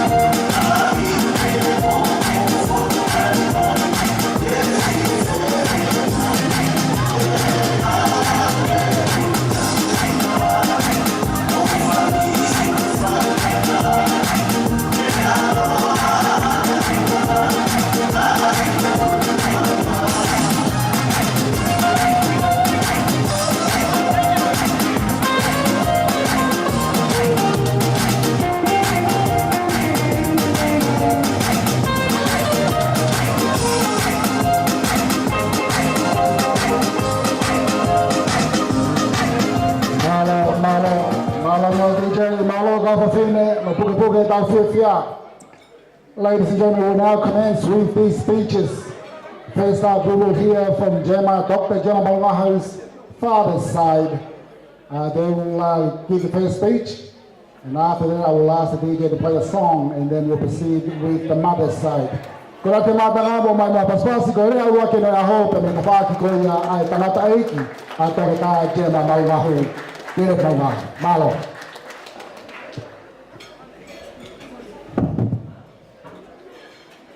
Tapu mo e awhio e tātou tapi o tau hau hau. Tapu mo e here tāu hai tolu. O kone kātoi. Ha mo e ofo, e rā tonga, o kone kei hulungia o tau wafuhi ai. Pea tapu ki a take tā Gemma Malungahu. O ko ona aho. Kai ata mo motua ko ni e fai harea me ka inga tamai o sema. Te u kamata pe me ko fai ko sema. Te fai ko sema Malungahu. Pe ko mau tu puanga ia. Malungahu ko ni me prehake. Ko mau tu puanga mi prehake. Pea na ia i hono foha, ko tengei. Pea o kia i rea ia o tengei u iloa. Tengei whikai, ilo e hea. Pea whanau i e tengei e tangata koni ko William Tengei. Pea whanongata William Tengei, o mauhoa ia i hato, hapai. Mo e whiwhine ko Miriame. Pea nea e tungane o Miriame, ko e tangata ko te wita wheke. Na e tuku whakaholo mai ai a Presideni sa sitonga Hawaii, ko e whae tangata ia a Sāmiu, ko e whoha ia William Tengei. Pea ko Sāmiu, na e pusiaki mai rewa ia, e hono mehitanga, na e mari mai ke kau uha tawhe ki la paha. Pea na e tutupu hake Sāmiu i la paha. Pea aloha Sāmiu ki kolonga, o mau tupu hake i koe ni. Pea whanau i e Sāmiu ai e whine ulaki ko ana whakatou masi. Pea ko ana whakatou mafi, na e kau e he kau tapa whaa koe a moritoni. Pea hoko mai e whine ko lolohea, ko whae ia atua lau, pā kofe maha mo lawe ilo i kotoa pe ia. Pea hoko mai e whine ko vai o kiu, na Maria Momomot. Pea hoko ai a Filipo. Pea ko Filipo, ko hono foha Filipo a Paulo, ko foha o Paulo, o hinga i tu he ahoni. Pea na e osi a Filipo, pea hoko e tamako Anania, na e mālolo pia kai kane whanau. Pea osi a Anania, pea si taha, a Sosefo Malungahu, ko hono foha e na ke repi, pea koe ofifine e no ke repi, o kuhinga e tau hen he ahoni. Koe ki pui tu ai e uhinga e kurea he koe ni. Pea o ko panatu ai ki he aloanga e kau misinare ki tonga. Pea ne na o ai moe whakakau koe ni, koe ai e mea koe whakaiku. Ko no uhinga ia ko tau ai e koe whakaiku, koe o ange moe kau misinare pālangi. Pea ko uhinga ia ko whetō ke aki ai koe e tau ngā he whakaiku, he koe mea muri ia, ne o ange koe ia. Pea ne o ange kau misinare, pea whakaukau e kau misinare, o koe ke harea whiunga, ke nau ngāwe aki, pea nau ngāwe aki pe fo irea koe ni koe misa. Misa lore, misa tō masi. Ka toa e kau holonga ki muange koe, kau whaiwhekau. Ne nau ngāwe ake misa. Pea whiunga ia mo ia uange e tangata whaiwhekau e taha. Ko hono hingoa ko kākire. Aloanga kākire, pea whairewa sio repa ke hanga e nofo. Pea sio kākire, oku ikai whiunga e rea koe ni koe misa mo ki tautoro. Whaitohi rewa kākire ki he lama sā, ki Lontoni, London Missionary Society, o talange ki a Kinautolu, o kuia i e rea whiunga ia ke ngāu eke he kau whaiwhekau, me kau whiwhine ako naki.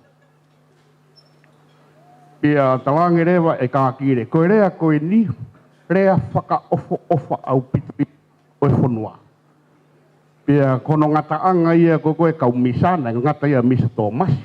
Pehe e kākire, koe rea koe ke oange ma e kau tangata eiki whaiwhekau. Oange fu irea koe tangata eiki. Pea oange ki he kau whiwhine ako naki, whine eiki. Pea pehe rewa mi Lontoni, ngata pia mo tō misa peka, kone osi ko ia. Pea whoki rewa e kau whaiwhekau kai ke toi misa. Kai ngā ue aki, kai tangata eiki, whaiwhekau, mo whine eiki, ako naki. Pea, koe manatu meri e peia ki he oange o ako, e moritoni.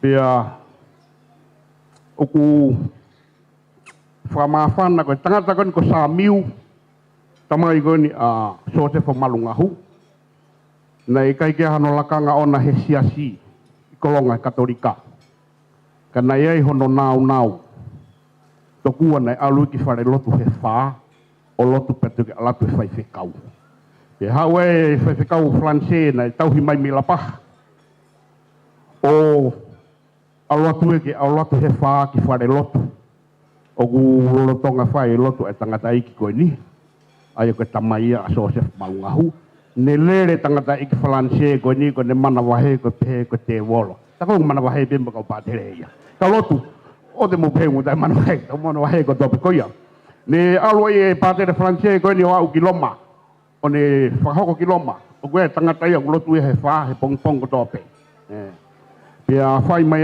e pio hongo flu maono ai tohu whamonu ia o sa miu he ne ngā kafa whai he lotu i kolonga niango ne kai ke hano lakanga. Ko ia si kāinga o ku mawhana be hoku loto e ku kai ka mea fo ou e nia ai mea koe ako ke whamiri koe ni.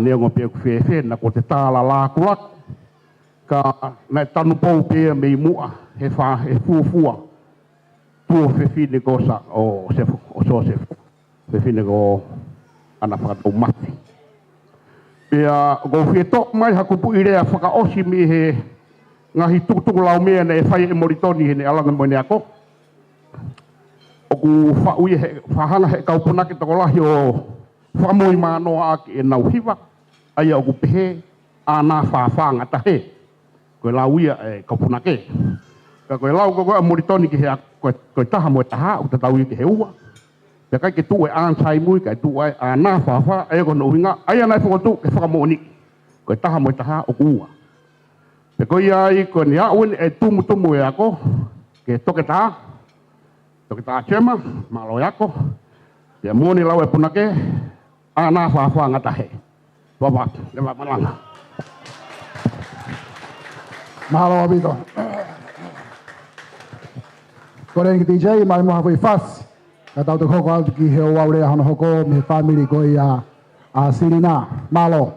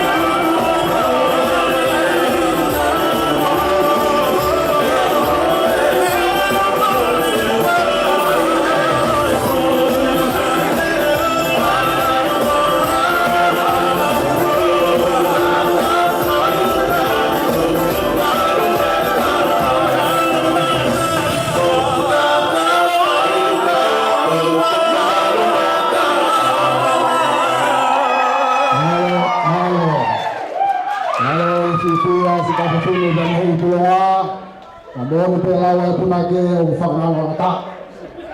Ngā hoi nea whiwhia. Ngā i pēha o eki pa mai kainga tonga ke tau kātoanga o ahani ko i mālangi e whiwhia. O ku kai ko hinga nie ke tau o mai o te he, ko i toke tā pe mei whiremea, pe ko hatafu, pe ko koronga, pe ko whewhua. Ko i toke tā e ahani, o ku makatuu mai me tau rea tonga ko i whie, te ko tau whie ahe ahon. E makatuu mai hana whamao popo e tau kātoanga e ahani. Pena e konga whiremea, konga koronga, konga hoa ta hatafu, ka ko eni ko tau whie ahe ahon. Tau whie koto ai. I he whakoloa ko whai heo tua pa mai kaunanga koe. Kore atu ki he rea hano hoko pe me ta whaaki ko ia a e whae, a Gemma, tika inga pe me he kunga whai mata mo i taina mua paia kau mai. Ai oto mua pe mo halalulunga kau maa fo ke whare koe na lau to ke tāwhu whare ngai anga si. Ngai anga pata. I so ke poto kau while mea una uo whe kumi, he nai ki ai whe hala ki he ingredient he taimi koe. Mame ki matolo ki limika koni kona wako ki ai tomo a pita yako e kau toke tāwhire me a. Koe ta kore ame ki he whatongi alea hama hoko ta whaaki ko i a asirina. E kātaki mai o whakahoko alea ko i a he taimini. Malo.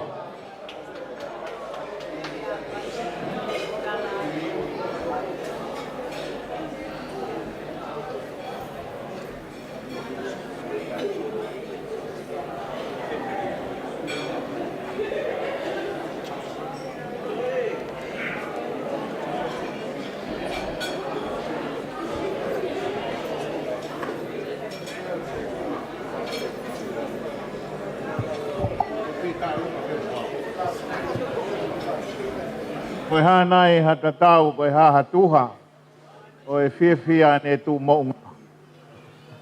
A tulau pa moe a whiwhio, ai tāpu hā, ko ne whakaola ma tāwhanga, kai kai lao e kainanga e whanua. Tāpu atu whaina. Ai mā e whanau a hui. E ko whatapu atu ke he. Antai whai whakau.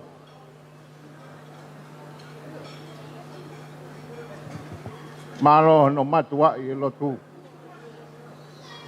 Malo atu ke kau tangata Elohimi. Whanga o nau e kolo ai whiwhia. Malo homo whakatau lama.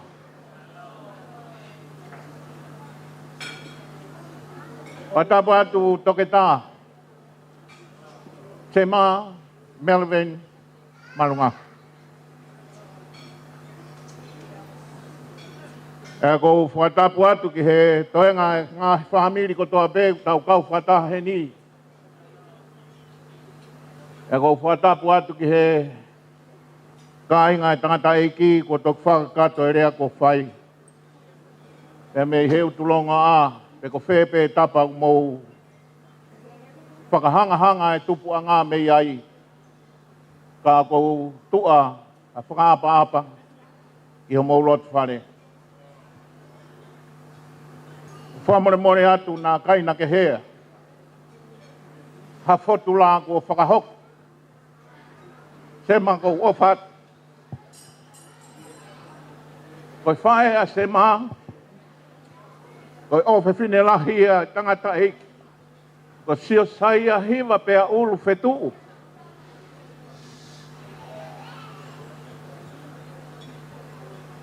Pea koe tuonga ane ia. Ki e whewhine ko mākerila patawhi.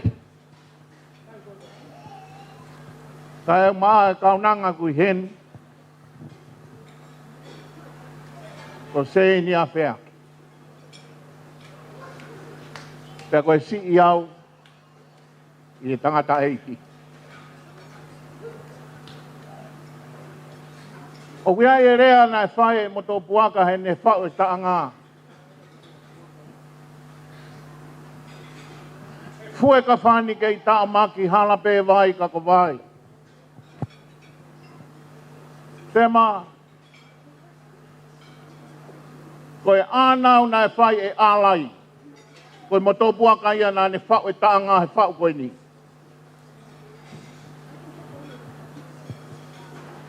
Ko hoku whatongi ana e whai. O kou kei taamaki hoku kawha. Pea kou kei whai hoku le reitaha. Pea kou ilo.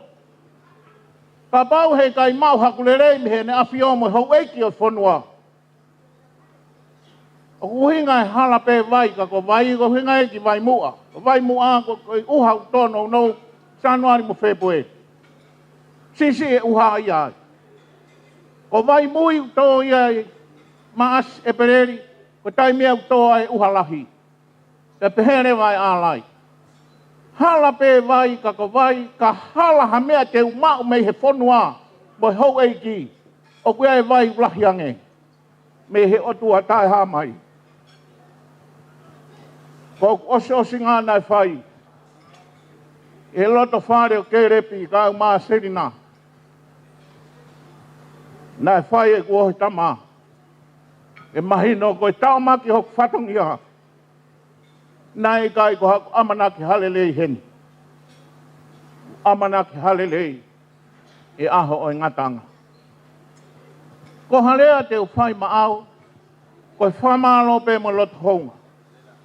A koe ki rea o taka he whanua tupou mo ho eiki. Koe nimo he talawhau. Koe nimo he talawhau o kuhinga ia. Koe taimi ko ku lalanga e kato pe koe oa. Pea whakaesi e kato ke ilo hono lahi pe ku loloto pe ku mamaha. Pea ka hiri hono whakaesi. Pea whihi rewa e fo i te whito whaunga ki ai. Ai lou niu o ku lalanga. O whihi whakatahai ai lalo ke mau. Ai whotunga e kato. Koe whihi ko ia. O kui ko talawhau. O taime ku alu ai ka ngaki o seni. Pea whai e tau tai e kau whewhine. Pea ka mau ha mea. Pea ko nau hifo mai. O ku nau tufa behe matatahi. Me he ngahi whare ke whare. Pe he ni au ki hono api. Ko maha e o ai. E ne toki tautu hifo. O whaala fo i talawhau. O ku nimo ai. Ha fo i kerea. O ku puria ai haki fo i mehingo. Pea ku whihia tuu ai. Ha whahenga mea nane mau. Pea i kai lava kene whaki ki hakau ngā api. Pea ne toki to'o mai rewa ia. O ai hano whakakalu. Ke lolo i ke whiunga. Moi loto whare. Nā ke mohui. He nimo na e fufu. E tangata eiki. Osi e mea nane mau he nai kai ke ngā ue. Nane tufa koe uhi koe siasi. Koe no ofa anga pe ia. Nane fuake le rei taha mai siasi. Nane fuake mea kotoa pe. Maho whamiri. Koe ki nimo nai nofu he talawhau. Koe nai vai ako namoa. E kolo ai au ke au si ai ahoni. E toke tā koe ko mea fōwia ke whamiri ni sema. E koe ko whiawhia aku ko toke tā. Koe ku whiawhia. Koe poa e namoa. O kuhinga e ahoni. He nai kai ko haiwi o ha tangata. Pe ko ha poto. Nai omi mei he kai ngā moi whamiri. Koe nau. Na e whai e osi kia verenga. Koe talawhihi o tua. Pau te ke toi whoki ki Nusila. Te ke eke ai ho tupuanga koe ni. Te ke ilo ai matai tohi toke tā. Mei he loto whare. Koe tupuanga au mai ai kakaitonga ki Nusila. Koe ngā aue ai toke tā. Mei he loto whare sio saia. Koe kawe e ngai au ke omi he ahoni. Ke whakakolo ai a ke hawhanga koe ni. Pea tau whiawhia. Nai kai te ke mo ui koe uhi ko halawa mea o hanima. Ka koe penu na e nimo he talawhau. Ko whai ai ho whakaola. Koe whare lotu koe i Piritania u whai ai hono hiri whakalauni hatu i. O te hifo atu koe ki mui ki he loki ku no whai ka whai whakau. O ku tohi he te pire ai ngahi rea koe ni. Expect from God and accept greater things from God. Amanaki hamea lahi me he otua. Pea ke teu ke tari. Hamea lahi ange me he otua. Osi mana wa siosaya. He ngau e ke he otua. Koe uhi he te ke mau e mea ulahi ange. Te ke tāna ke mea o ku hulu ange. Expect great things from God. Ke uwhanga ose at pe maau. Ko sema. Ko sema ko rea whahepelui. Ko rea hepelu ngā ke sema. Pea ku ilonga le rei au pito. I toi te tanono mahi wha. Ko vesi honono. Ko taimi ku ikai māwai ai e whanongo mo talango fua. Pea ku ia here whahepelu ko sema. Ko sema. Ko wholofola ai o tua ia senesi. Ke he pauri ke mama mai. Pea whanongo pauri o mama mai. Ko sema, ko wholofola sisu ke lasa los. Ke toi tū mai neongo ni ahawha. Ko whanongo ai mate ki he wholofola o tua o talango fua. Ko huinga ia sema. Ko sema. Nai wholofola tua sisu. Ki he motoa kuina i he vehala. Koe haa mea te whai kia te koe. Koe rea e kui. Nai kai ke hau e kui o talanga sisu. Koe haa uhinga na ai ai ke kui. Nai kai hau kumi hane tonu hia. Ana ne talange ke u a. Talange sisu. Toho mohenga aluki api. Koe whanongo mo talango fua. Koe mea ngā ue ia he rea whakahepelu o kui koe sema. Toketa sema.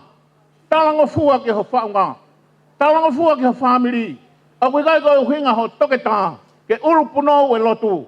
Urupuno e whamiri i ha mea. Koe talamonu me whamiri ho whae. Tuku ai kai mama. Whae e o tua. Ia ni hulu ho wai hala. Ma ua whātu ke te koe. Ma toi ngā whamiri hono ko toape. Whātauange ke whiawhia. Koe ako. Koe ola koe whiawhia. Mau no fuko ni kau masila mea katoa. Mau toketa katoa. Pau te ke whaala toke tā, ke toke tā koe he malae o e ako, ke sino i tangata. O kou toke tā au, he malae kehe ange. O koe mo te taha mui mai a te au mi masila mea, toke tā mo ia he mea kehe ange. Ka pau mo wilo na ai mo motua mi masila mea, na e toke tā he se stonga tā tā ina, hea na e toke tā pe o au he ne mate, kono ilo a he tala o tua. Lewe mala. Mahalo Vito, whewhikau. Ngōni pē. Awa anak whare nai whoki o tui pe mahakoi ke mea i ho eiki. Hinga koe rea taha masila mea. Ko whiawhia kui hene a seini. Koe rea koe ana e tō ia ke hene tangata iki. Tau ngōni pē whare ak whai koe ia. E whewhikau. Koe maunofa whakalau si pia mei nuku ki haa tafu. Koe tangata ine kune wakiri historia o ngai. Me nuku ki hatafu mere fonua ko toa pe ko masila mea pe taha ko ke hanu mere. Pea whie lau he ko kamatanga o masila mea ko e kakai ko na lotu mooni na e o mai o langa haka masila mea. TJ te te maha whai Malo.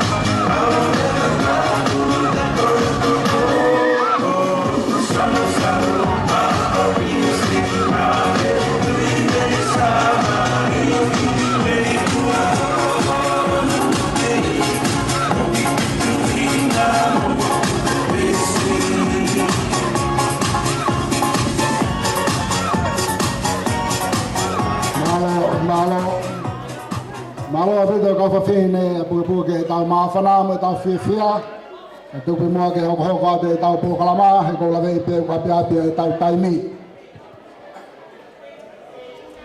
E ngālo whoki skei ke o lawe ke tangata e ki palawhesa ko ia saresi whinau.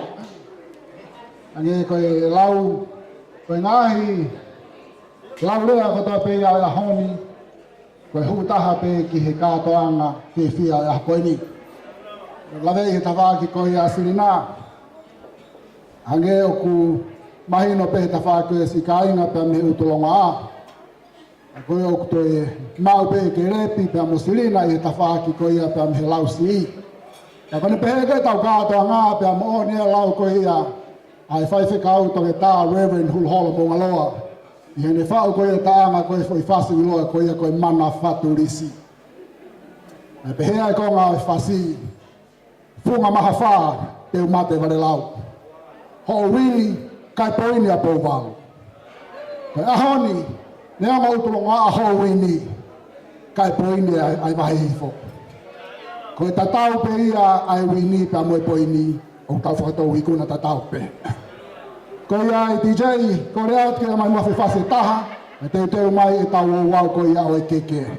Ladies and gentlemen, we will have one song from the DJ, and then we'll proceed with the ordinance of the cake. Rocking and grooving to the massive and crew for real. Take it personal. We not talk about done. You think me confident? All me have to do is send for the new gun. Anything test dead. We just fly off those head. All the mercy. Look at dill, still I'm boy get chill. Look at dill, you get a sign. Look at dill, I'm boy get chill. Look at dill, up in the barrel.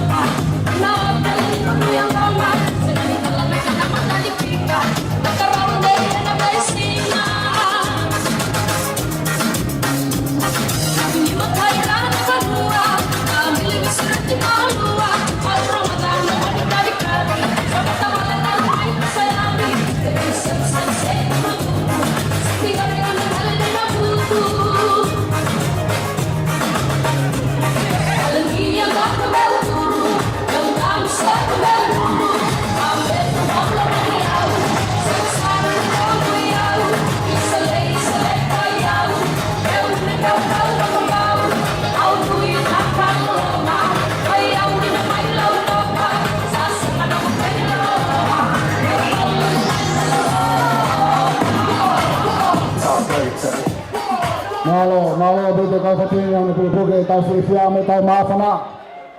Amata pe ko mawhana ki hei o lupea pa mo whalamo koi. I whamare ka ni te tau hoka torewa ki he o wau koi a keke. Dr. Gemma Malungahu. Ladies and gentlemen, we will now commence with the cutting of the cake for Dr. Gemma Malungahu. Kore atu dia ginau koia o kunau ame ngafa ko ele o wau teke. Nau kata ki menua o whakakatoangi ai o wau koia mao.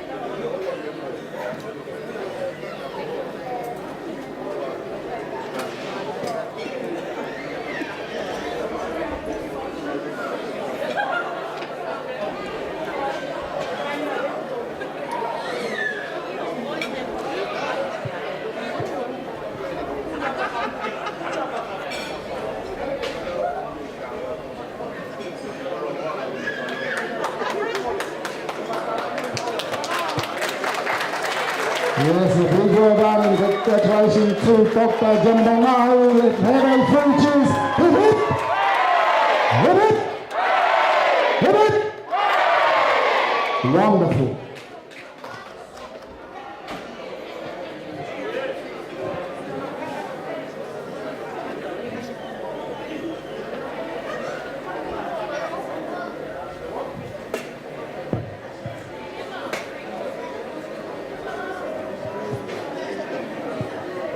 Sisu, e mau mau, e ngahi mea kotoa. Ngahi tale niti, ngahi tau, whanau, whale moi koloa. Whakatap ki he o tua mafi o kne a whio ko tau loto ngā. Whakatap fok ki he tangata e ki pule, o e seas tonga tau a taina vai whanua se ne, whaiwhikau helu tupe, neongo i kai kene si mea i heni, ka kohono loto, mohono lau maali e o ki heni. Whakatapu atu ki he whaiwhikau na ane fuesia e whatongia mamafa o e aho, whaiwhikau i loa he tau whelila. Whakatapu heni ki he tahine whahu o e aho, tahine ko lute prep. Whakatapat ki he whamiri tamai a Gemma, kai pehe ki he whamiri whae a Gemma. Whakatapat ki he sola moi vulangi o tau lo nuku whakataha i he malu o e whaleni. Kai ata mua moau ke u whakahoko atu a si oku whatongia. Kai ahon foki kai aho o e whakawhetai mo i whakamalo. Loto honga ia mo oni i he ofa mo i pulu alangi kua whai o lawe monua i ho mau ki i whamili masiva mo tai i loa. Whia ka koha whia i si whanga whae masiva a Gemma. Ka uhi kai maa lali o i aho mohono maho i ngā. Ai tama na e tū i he whae.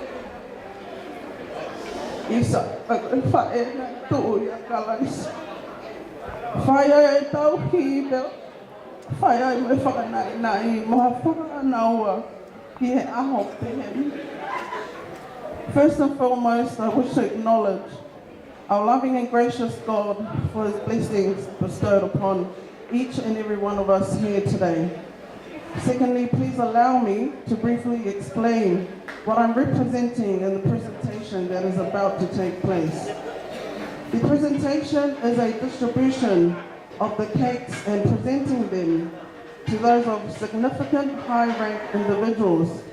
The gifts, or boloa, are fine mats, tupper cloth, decorated baskets that are generally made by Tongan women. These goloa are traditionally considered to propose exceptional value and appropriate for ceremonial giving such as today. It is the mother's duty and responsibility to prepare these goloas as a token of love and respect to our daughter's whahu, which in today's celebration is Gemma's father's paternal auntie or father, sister, or descendants of both. The whako is the dignified highest rank in the Tongan family. Gifts and plates are also presented to church leaders, community leaders, and other significant individuals. After all, it does take a village to raise a child. I mua pia whakahoko atu a hoko whatongi au. Te uloak whawheloaki atu au ki hao whanga. Kokhingoa o Makelila, Whatawhehi, Whetuu Tonga le ipua o e halafua lewa whale papalangi. Pea ko e kulele mai, mei he vai ko lele a lulu, tutulu pea tau tungua moha whewa. Tako takai whala ki he loto City of London, hala ko ka pet mana. Tako si taha au i he whanga whaea Gemma, tako au beko foi tala votaha. Ko whiwhia lahi ke whakawhawhonga i atu, ai si whanga whae masiva Gemma. Koe ahoni, koe aho o e vale i a tama, isa, ka ko e kupele ko sio atai i he aho moi po. Koe ahon whoki, koe ki whine motu a kehe, nei tau mua kia e whatongi ani. Ka i he pule ai koviti o mapune pora, pea mao e taha masila mea. Ka neongo sisi a masila mea ki i whale pe e ua motolu, kau kakato ai mea kotoa. Whaiwhe kau pule, wahe whanua, kau whaiwhe kau toke tā, kau palo whesa, kau whilo sefa, moi kau toke tā tohi tapu. Tala ki utulongo a, tuli ki tau langa, otu mua, funga whae mata, tai namu e pae a, pea mo e kolonga tata, ko ia i loa mo whetu, pule a hihifo e ahoni. Take hihifo!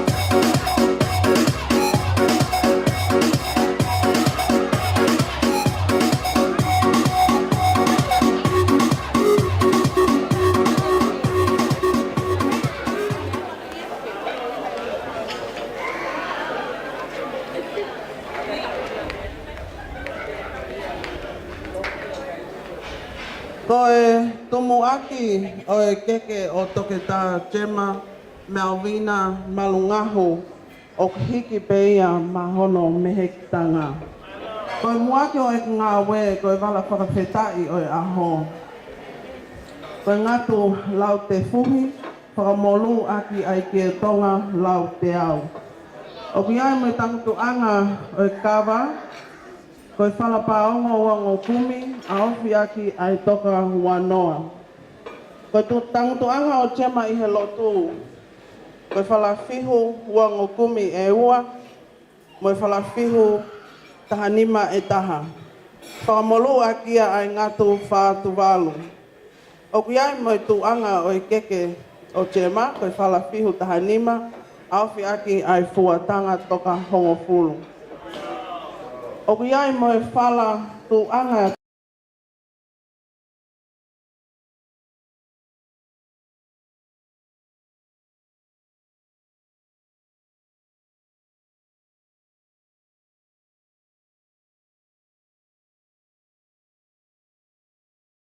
mohono tuki lamlamu. Mohono whanga ki ka papaalangi, pea mohono sila. Pau hiki aki hono keke aki ai ki tonga whatwha. O whaaki kotoa ia moho mauloto. Ma e mehi tanga o Gemma, tahine ko lute Malungahu track.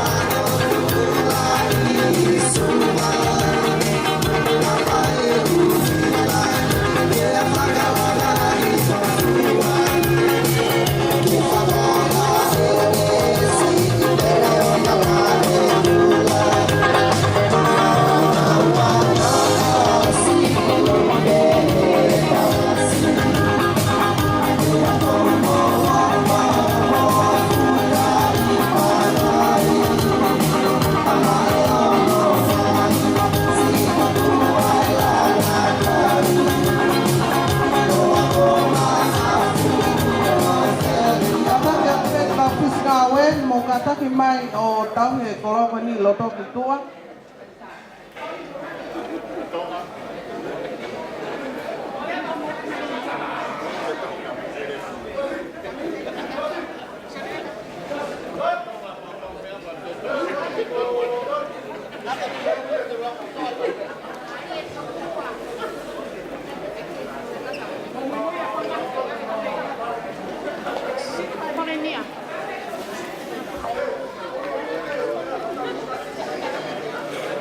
Tali mokas to fe moa.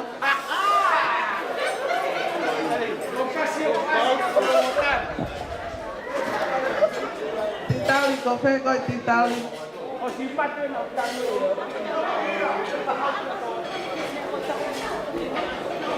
Titali koi ni tali kan kakoi.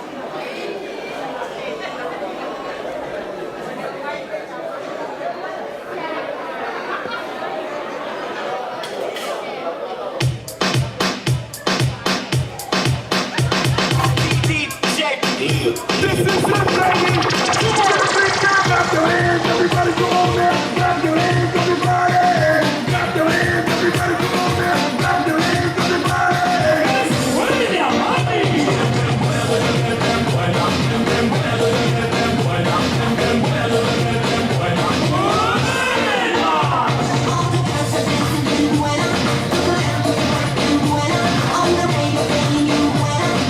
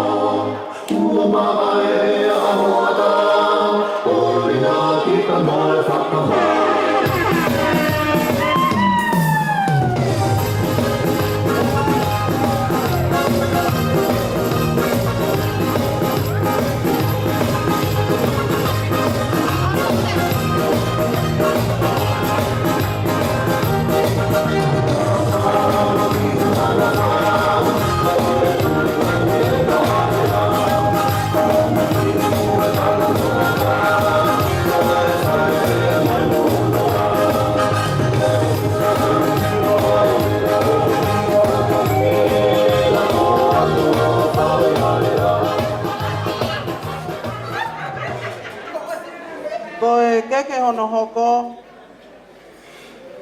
Katak pe ka ofis ngawe, mo te foki mau te teu ke tauhia te kolove ni ke mau.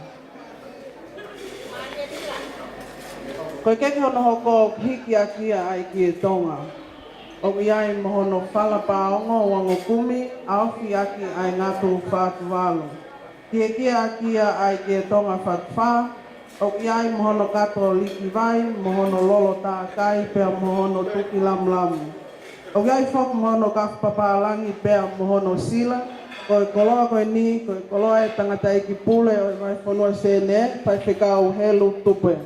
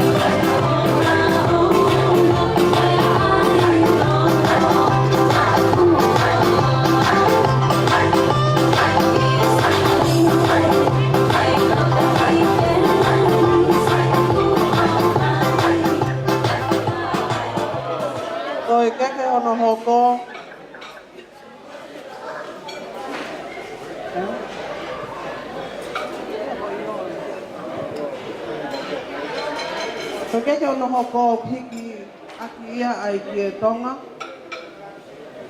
O ki ai hono whala pāo mo wango kumi, awhi aki ai ngatu whāku walu. Ki kia kia ai ki e tonga whakpā. O ki ai mohono katoliki vai, mohono lolo tākai pia, mohono tuki lamu lamu. O ki ai whoku mohono mea papalangi pia mohono sila. O fuakia mai whaiwhikau nā ni fuaisia whatongia mamafa e aho, whaiwhikau iloa he tau whelila.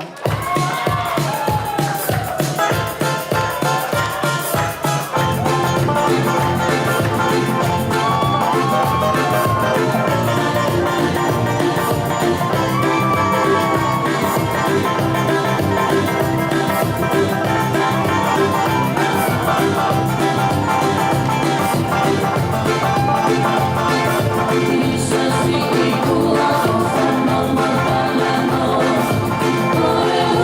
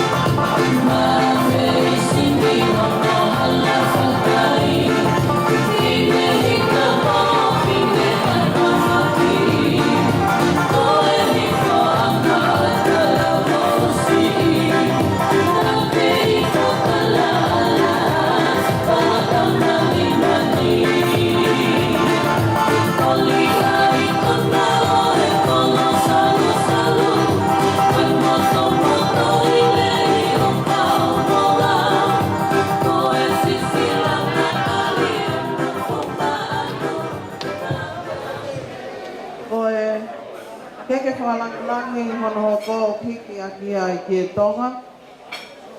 O ki ai mohono whala tahanima a ofi aki ai fuatanga toka hongo fulu.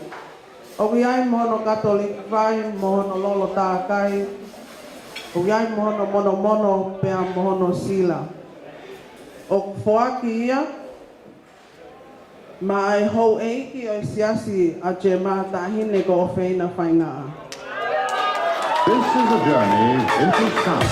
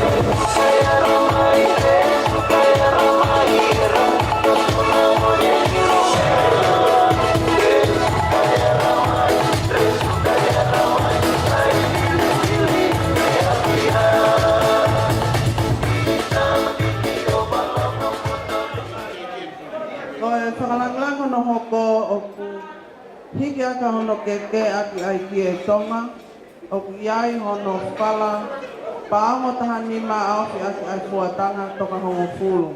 O ki ai mohono kato liki vai, mohono lolo tākai pea mohono tuki lamlamu.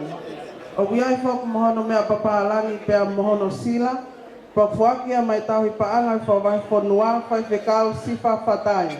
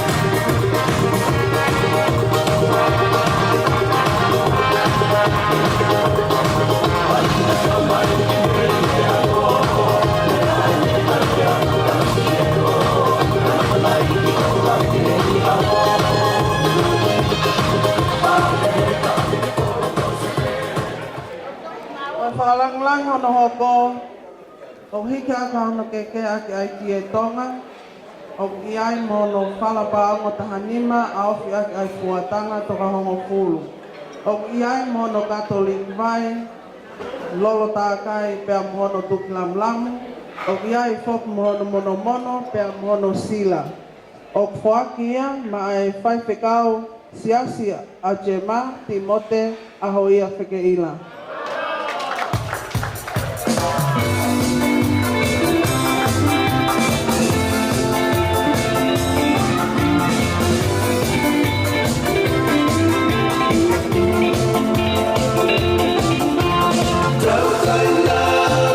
Taina,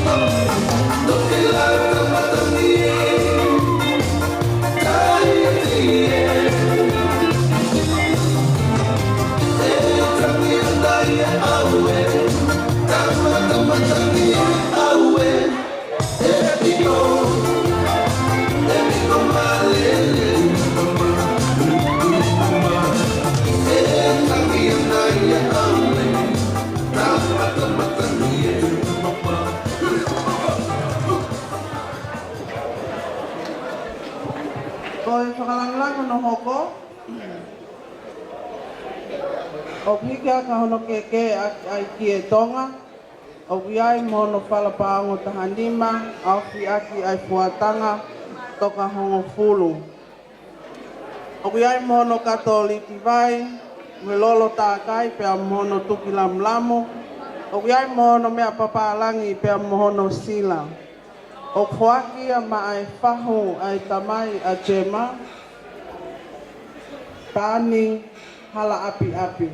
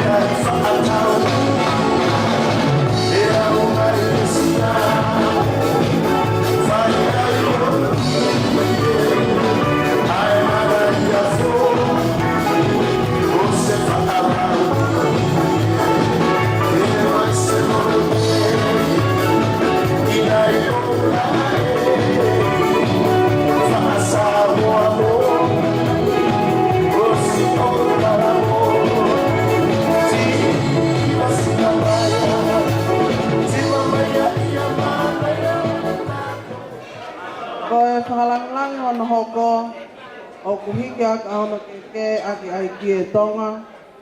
O iai mono whalafihu tahanima. Whakamolu aki ai ngatu toka wanoa. O iai mono kato liki vai. Mono lolo tākai pea mono tuki lamlamu. O iai whak mono pea mono sila.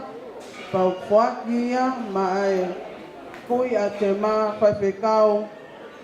Fetu tubo.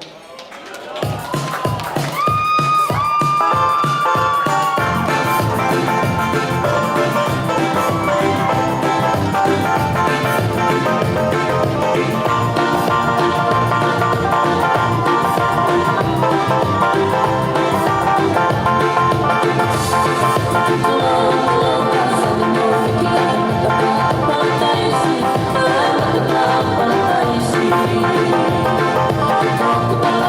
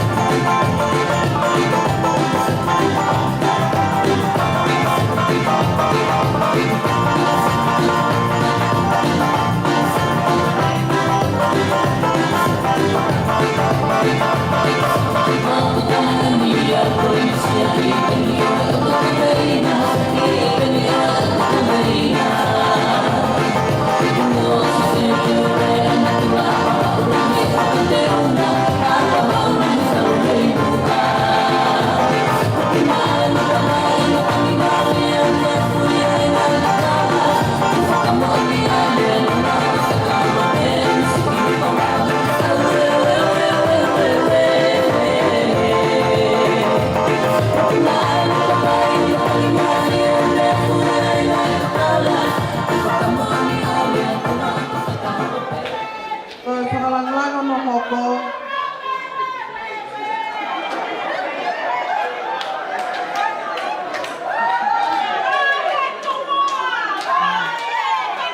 Sa whalanglanga no hoko o hiki aki hono keke aki aiki e tonga. O iai hono whalafihu tahanima awhi aki ai ngatu toka o wanoa. O iai mono pia mohono sila. Pia hoaki ia na ai whanau mo i whakamokopuna o Tuli Johansson. Pia hoaki ia ma Feleti Johansson.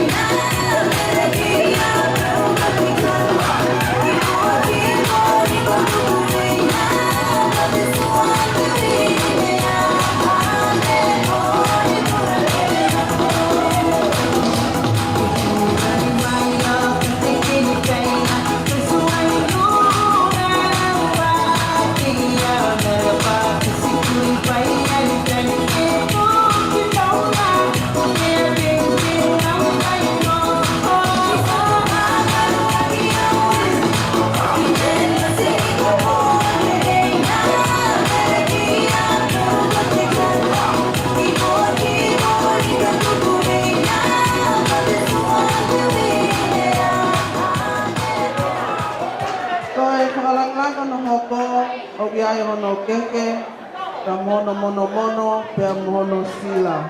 Pa fuaki a maa whai pekau sin pata afu.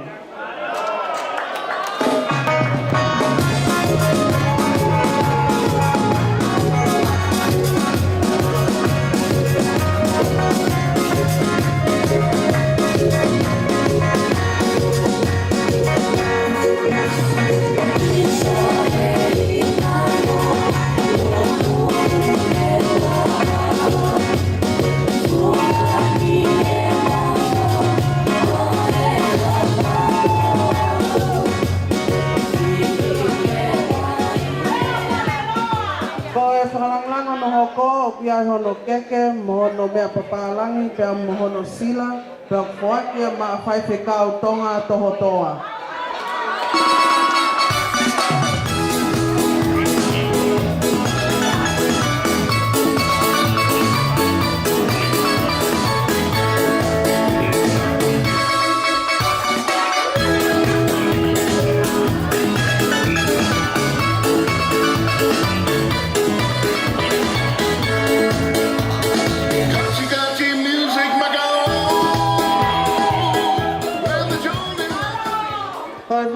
Hono hoko o iai hono keke, mono, pia mohono sila, pia fuakia maa whai whekau hāteni matakaiongo.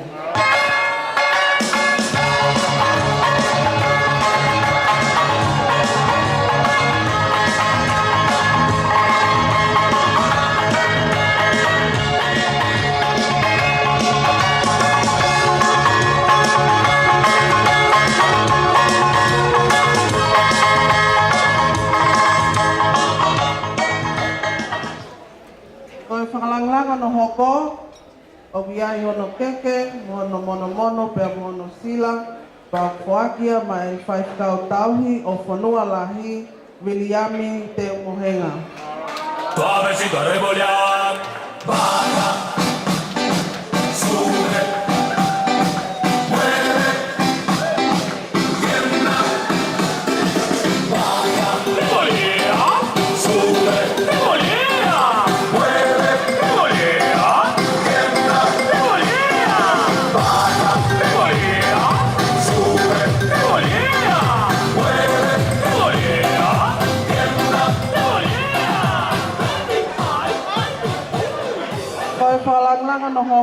o ki ai hono keke, mono mono mono, pea mono sila, o fuakia mai whai kautahi o Black Town ni sione whaingaa.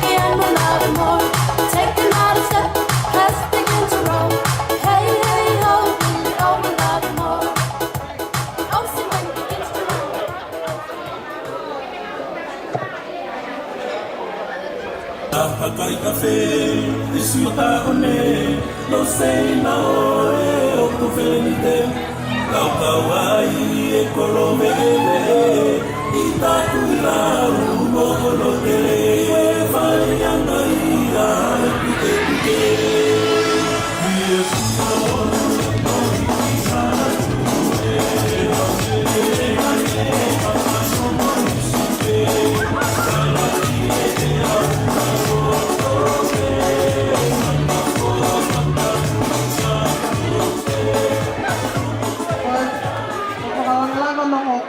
Ai hono keke mono mono mono pea poaki ia mai family fae ai tamai a Gemma fonga e fae tangata a KLP ko pilim lose felila.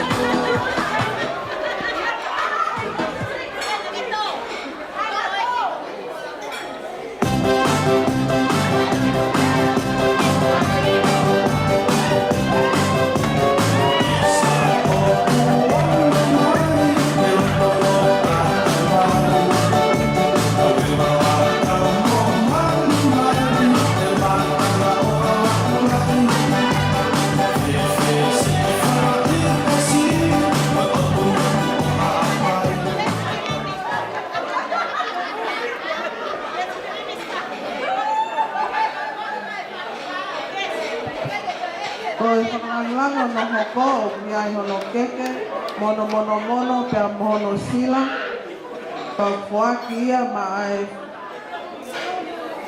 ulmotua, family fae a Gemma, fae a Gemma, ko kali kau fusi.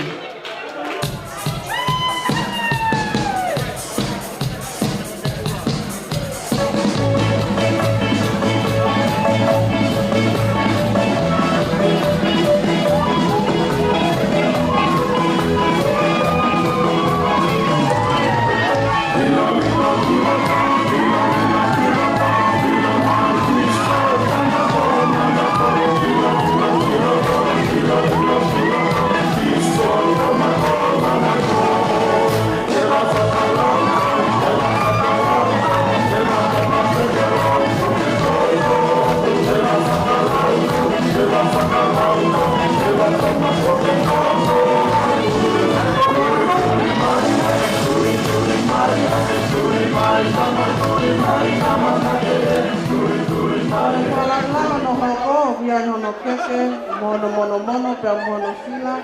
Pok foakia ma he ulu motua ka yongo uha tafe.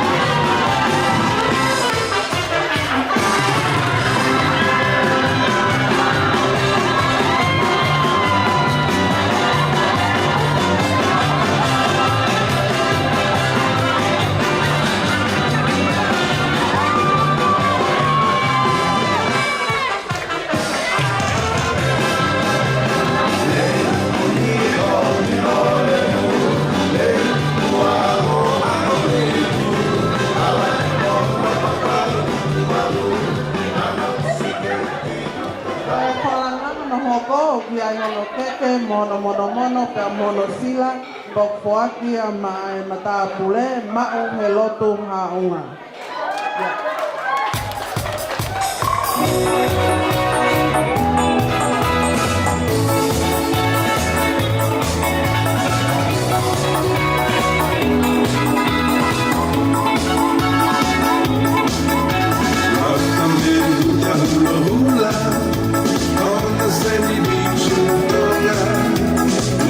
Lady from the Alofa, show you how to do the island way. Get that body swing to the music on the sandy beach in Paula. You never see so many hula ladies. Yeah, we'll show you the island way. Take the body and fool around. Oi ngata ngai si fatongi ngai fae a Gemma. Kapau kai ke ho ka ta mo manaki o hu fanga te lotu me kamata ke tau feo hi anga ko ke fausi ko ke a tau tol hono kotoa tua e ki ofat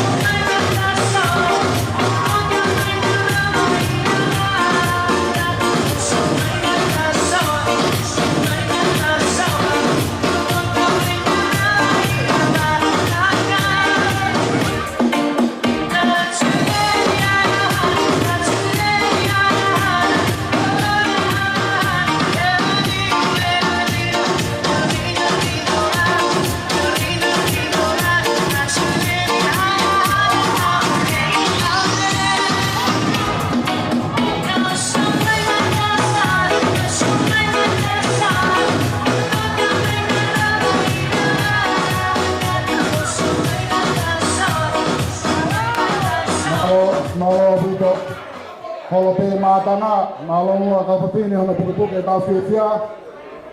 Ole ape hola vei va piate tau tai ni to pe tau hoa taha me minite taha nima. Kai hele pe he. O tau peke tau whenga ke tau ki te kāpu e tau pokalama, ke lava ko toa pe ngahi mea whakai gai whakamu. Neongo, na ngai hao whanga mga kātoanga pehe ni whatoa o pito e taimi, e ngai whatongia koe ni ka moilo, ho eito me ka inga, o kia hatau tāla, o kia e whatongia o hoi whawhine, na mei wharehanga, o kia e whatongia o hoi tangatapa mei tōkanga, o tau kei. Whamalo ia mo ne rea tangata e ki pēm he lausi i. Reverend o tāhu hola pongaloa. Kai mea fua o e whiwhia e mātou mai e pēm he ongosia. Ko lahi ango e tau ongosia. Koe hulu whau ai e tau whiawhia. Ka kou lawei pe ai, ko wanga i kātoanga o whiawhko eni, o mātuunga i he whiawhia. Whiawhia ai ta whāke whaere, whiawhia kotoa ai whamiri pa me kainga. Ka hiri pe ni te tau kore tuke tau whangi pokalama whakame i te. Whakawa ake a tau olunga ko ia ai whahu. Koe tau pokalama whakame i te ia koe, e kamata ake e tau mai pokalama whakiewhia. Pea ka hiri ko ia he ko hoko mai pe tau whangi tau olunga, ka pau pe mua e katikati atu. E tau ngahi pokalama whakame i te pa mo whamone more i ange au. Ko ia e mhawinga pe ke whakakato katoa e tau ngahi pokalama, i e ki whai houa e taha koe ni, o kutoe ke tau hoko atu ai. DJ taima mawe faska te uteo ke tau taulunga ka ai whahu. Mahalo.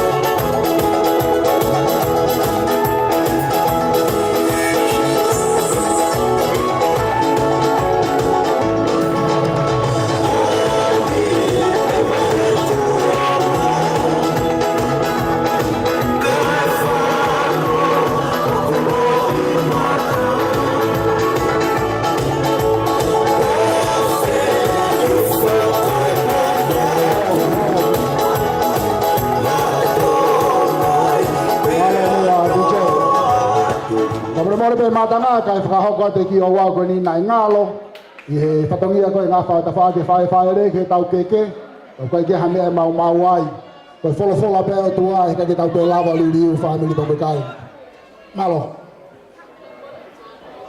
Kata kua mole pe wai ki keke taha nai si tau mia pe i au ke ui ato koe keke mono pe mono sila pa fuakia mai MC o aho foto moko fisi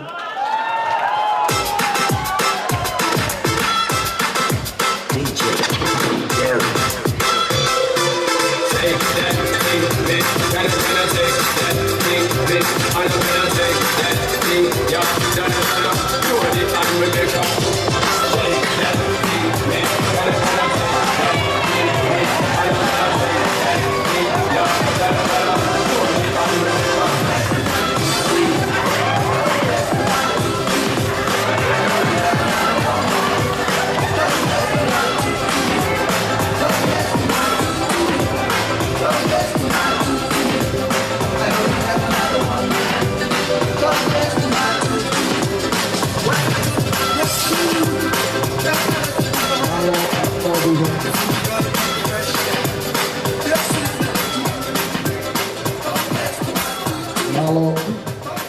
Malo atu tumua ke tau hoko ki he ura ki pokalama whame i te o i tau kātoanga whawhiwhia o i te whing.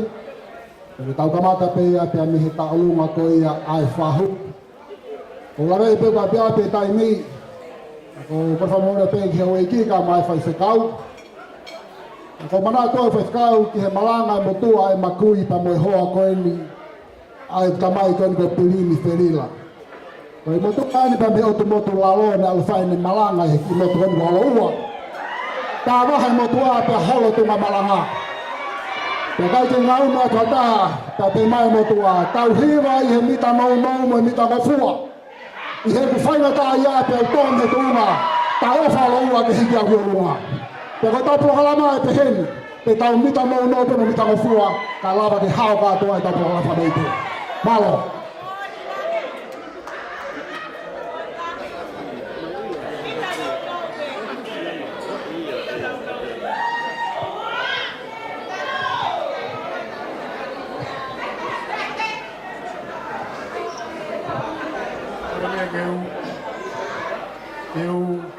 Malu pe ye ngai dalam mata ko me kamata ki ai ka do fa ke sia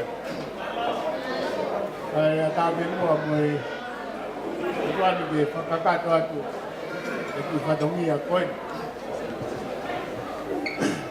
ki ta olunga ko ni ke ko te mo me ai ko ta olunga ai ai mo me tang a Gemma.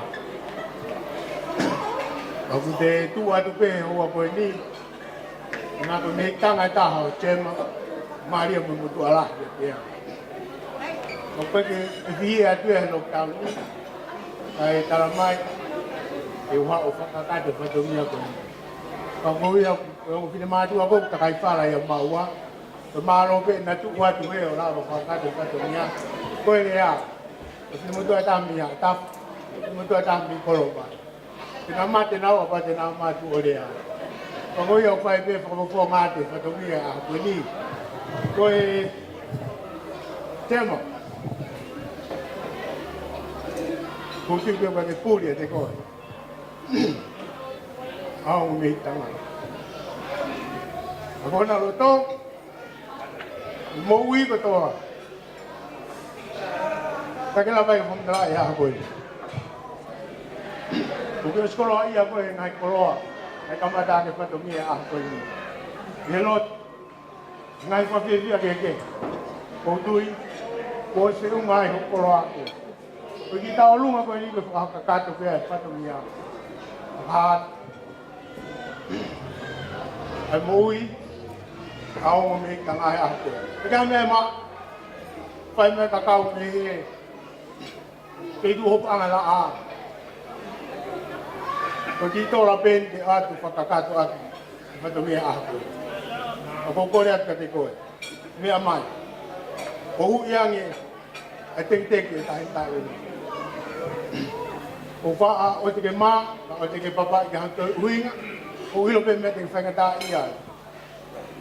O wha tarangi ki ho tamai i a ākini.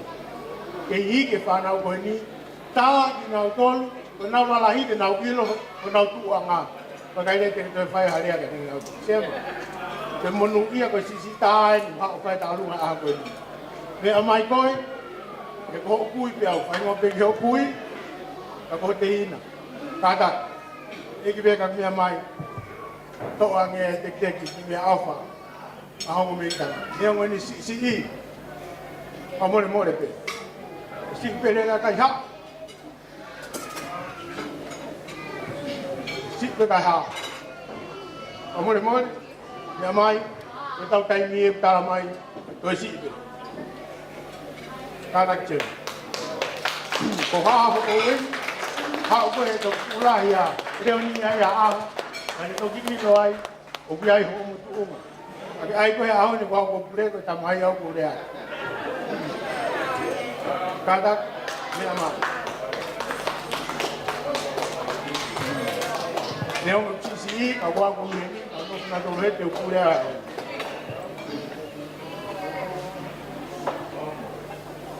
Nia, lolo claro ko to. Pau ke hui ho te ki, ka te hoa te tau tau ni. O mure mo le Gemma.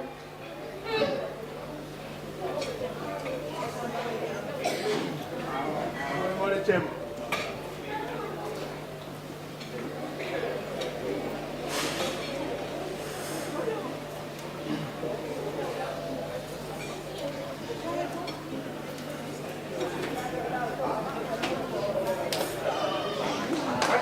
Bravo. Ini ini mau dia tahu. Pergi tua kali di motor tahu rumah. Aku mau ya Gemma. Kali jatuh lagi. Kalau tu pare, dia awak ngai tuai. Dia mau melang kota kawan.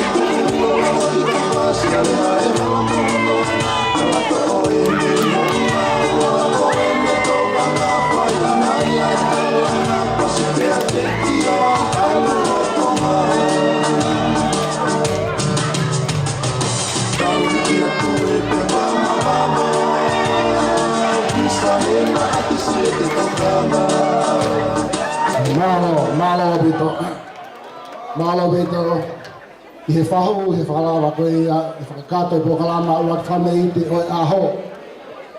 Moni pe koe ni koe. Whanau e pa me hei lala loa o loto poha. Honi pe amo e kuku walu e funga wha I mata. Me whanau po koe anga he maunofo pe me he lausi. Ka taimi kou tāna ki ai ngā hei.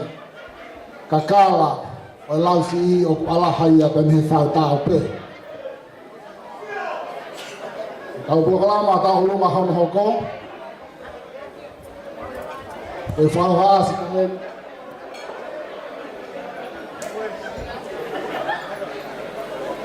E ki liu ke tau proklama. Ia te tawanga whanamari e ke tāhine ko ia oi aho. Dr. Gemma Malungahu ke le whakamo. Kātā ke whakakato a e le tau lunga pe koe whameite. E mea mai aho e ki tau tae whahu. Ka noi toenga o e mātama pe moi whamiri. E toenga koe e tau whanki tau lunga hoko mai mo kātā ki o whakahau mai e ki heni. O ia he e nou nou pe. E tau... E mori I pe ka tau inasi ka me si I ki he lahi. E ka kāto e tau whiwhia ai ahani whamiri pa moi kāinga. I jai mai moa ki whai whasi ke puke pe whiwhia e mātanga me tāri ai ke tāhino I aho tak tā Gemma Malungahu ke whakato e ni pokalama tau lunga mara. Oh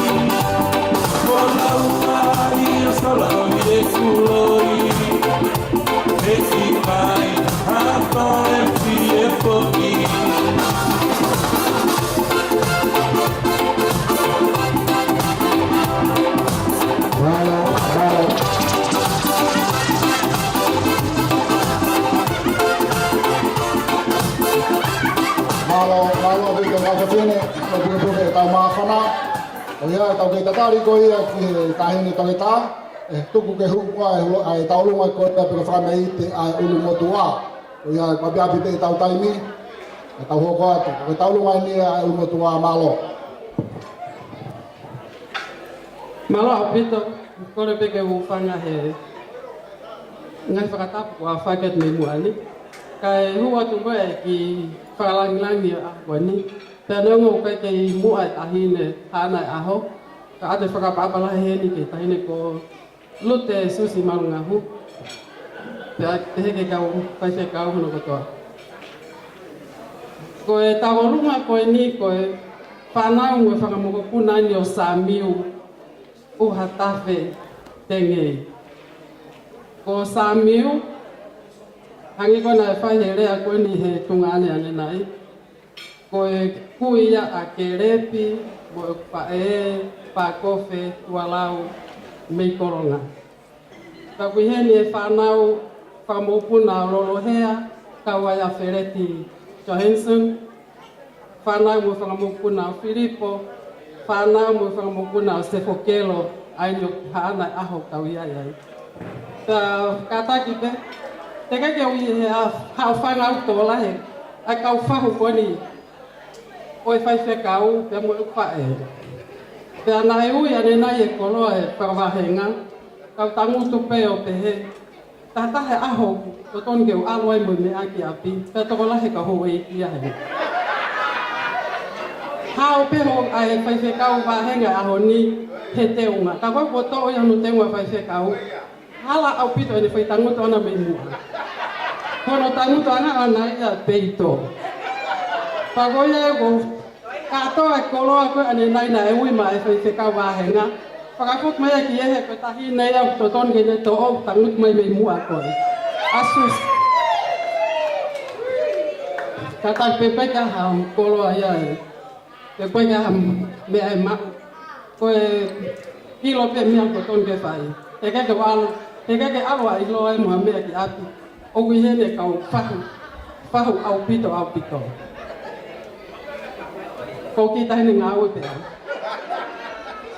Malo pito koe, whakamaupuna ka atuane o lolohea. Ai ko lolohea ko no tungane a Filipo, mautupai mautolu. Ko tahine taolonga, ko tahine ko tala whaiva lousia uhatafe. Koe kuini eno kolonga. Whakamalola atu, sore atu, koe no no taimi, kai kamata bleva e whakameite. Atu mo tala monu ke a Dr. Gemma Malungahu, maloi ave a kolonga ki olunga, ke toke ta. Toi pe ni ki tau whakalake masila mea unau pala ofesa mo mea te. Palo.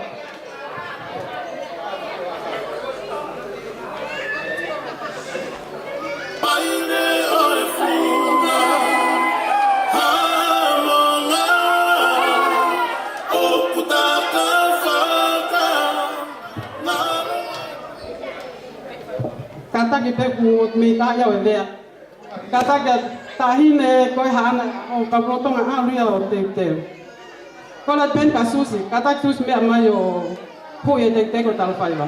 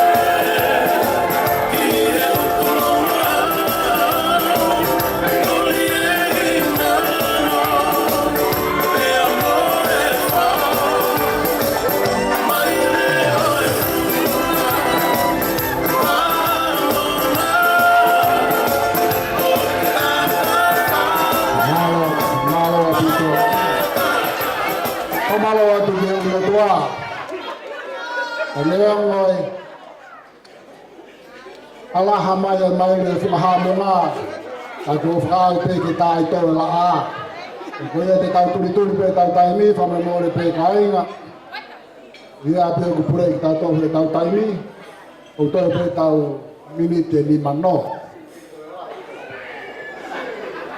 Ore more ni neni buka ta ke tau hia te me ko ni ko fe ma ka ave ba mai ta fa ko fa e malo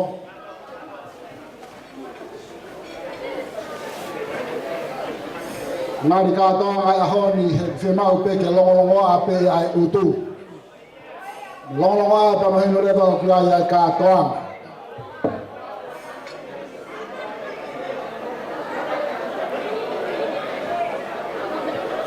Kono toka nga moto ki se mau kai na pe me he pako no tululu ma. Ko wa pe mau ga mai ki panai he ku ho mau tala. Ko fine ma tu a me tahi na le mai ki tonga e ki. Be kato e ni ke lau APC. E ko wa pe ma wa mai ko lau APC ko ma lava ki ma do.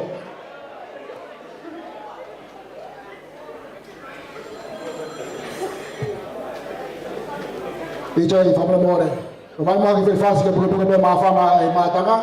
Au ta ta ria ke tau luma ko e ta hine to ke ta malo.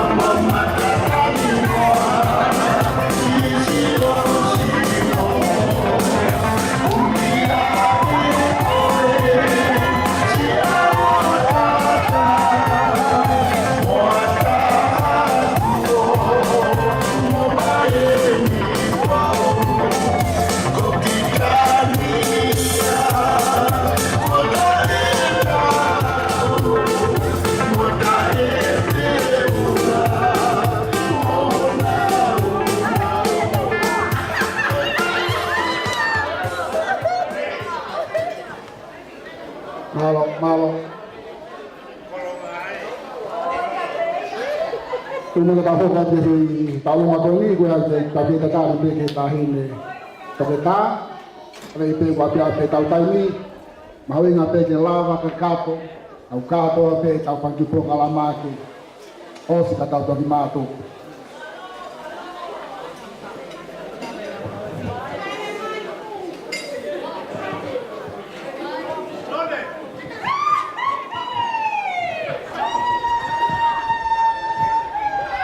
Kore peke hufanga atu ngai whatapu kosi na ufaki. Ai tā mua moti motua masiva koni whakahoka atu mau ki taolunga. Kai moi ofa me family ono kotoa. Oki motua koni ku whai atu whakahoha. O kuingoa. O sione karu o star out of wa. Ko mau piki ka po tema. Ko mau kui wa o launga pe motua inde kore. Ka brahe kui e kui fe file ko ni a chema.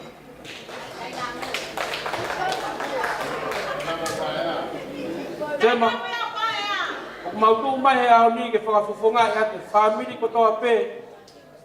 Fae o sidina. E Australian, New Zealand, au ma au atu kuanga tonga i. Gemma, alo bua kasi pinga lerei. Pegi ke whawhiawhia i pe o ongo mātua. Ke whawhiawhia i family ono kotoa. Kaku, o wilo whakapapau, o tau family. Nemo e launa ai mahaki. Kwa sino koto he funga e whanua. O ke nau lava mai ke au tau iai. Ako mautu e aho ni ke whakafofonga i atu a tau tolu mo kotoa.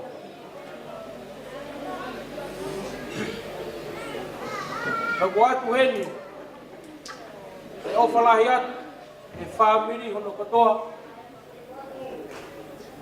Gemma, e fia mai tau whanga kui. E ngau e lahi, koe ke ukunai. Ange awi ki tau tolu kumu sila, e kume mo ui. E ke tau tolu. Taku, atu ene ofalahi atu, e tau whanga kui. Viriami, Sami pore, e moriki pore, au maa e tau, whiwhine kon toi, o mele ate e latu ke. For those of you who don't understand Tongan, maybe it's time to learn. I'm standing here before you, and I'm talking in behalf of Selena's mum's side. And I know, Gemma, due to COVID-19, our whole family can't be here. But I'm sure their prayers and their thoughts and love are with us today. And I would never forget our ancestors and our grandparents looking down on you at this very memory, especially Lupe and Sosaya looking upon you and smiling upon you at this very moment. I know our family didn't have much, we didn't have the money, but the most richest thing we ever had was the word of Jesus Christ. And that's all you need to live in this life. Amen. And if I'm happy today because you're a doctor, all your achievements, what about them that's looking down on us?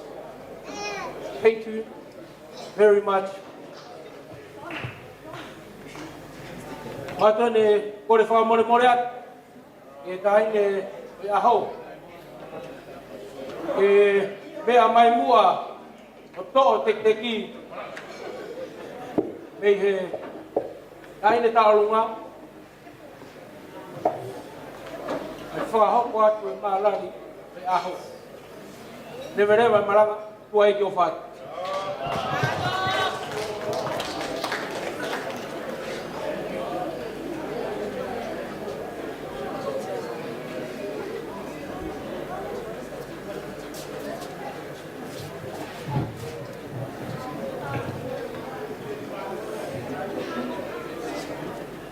Porque paga agora no mau, paga o af, eiro na aula, e come o coffee de engaue.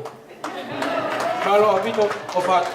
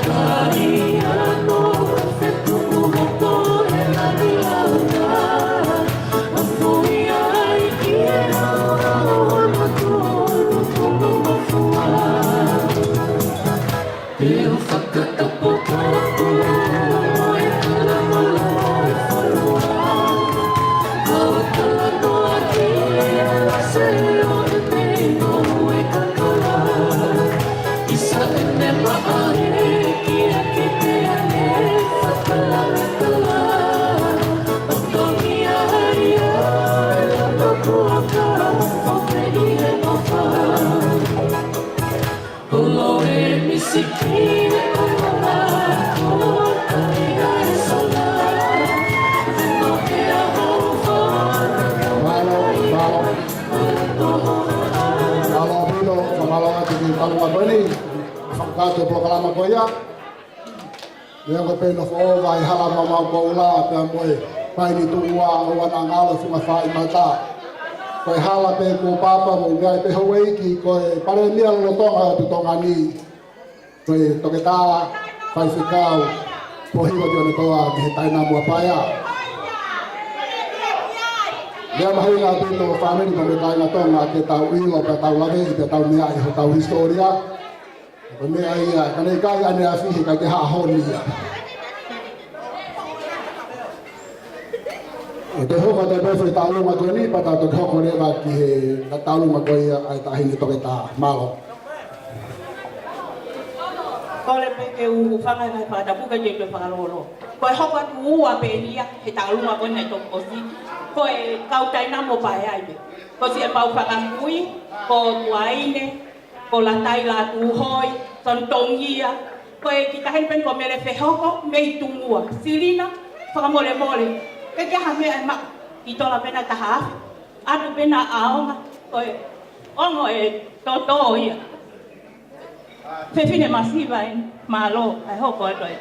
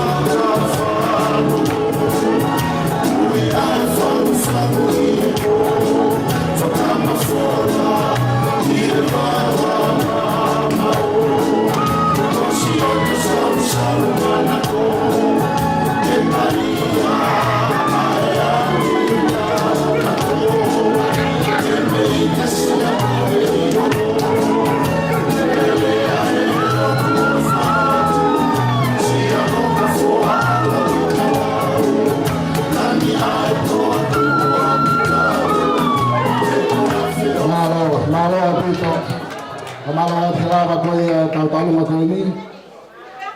Tau tari ai ki he talunga toke tā ko whaampe ki wāde ki mea koe ni hau ika me kāinga. Koe whasi koe na te koso no tā. O kukai ke guai iai toko lahi o kuna mauhala ki he tāanga koe ni. Nai hanga kui sa lote koe whakalangi e ni e nau whanga kui pa me whai one one. Ka kono whai liriu kono hike hi wā. Ka paite mo whanongo ki he tāanga. Kono whakalangi e ngā hi mea koe tāri mau pehe kāinga me whai one a te ria na ato. Pena pehe he konga koe ia, ka whainga taa pe whainga fua. Koe tala toto nu, koe haapai, tuu ho kai mua. Koe hea tau tuu ho tau luanga whakaapai, koe tariangi. Ka kua ririu ia he ngā hiki mai ki muio pehe haapai, tuku ho kai mua. Kai ke, kou whampeke wāde kei, he koe whakatontonu ke historia, koe ipa me kāinga, o kumahawinga au pito. Ki whairea e taha kune hanga furihe mea lahi, I hanga tau mea whakatonga. Ka kumahawinga peke tau pore si kāinga kone hungu whaire o ne. Koe tūanga i ha pai, koe whai whataungia. Ka tau hoko te rena ke tau olunga hana hoko, ai tahi me toka tā. Te tēma peka whankipo kam whamei te ke tau hoko pe mo api ati, ka te kua rei, kou tau pe tau half haua.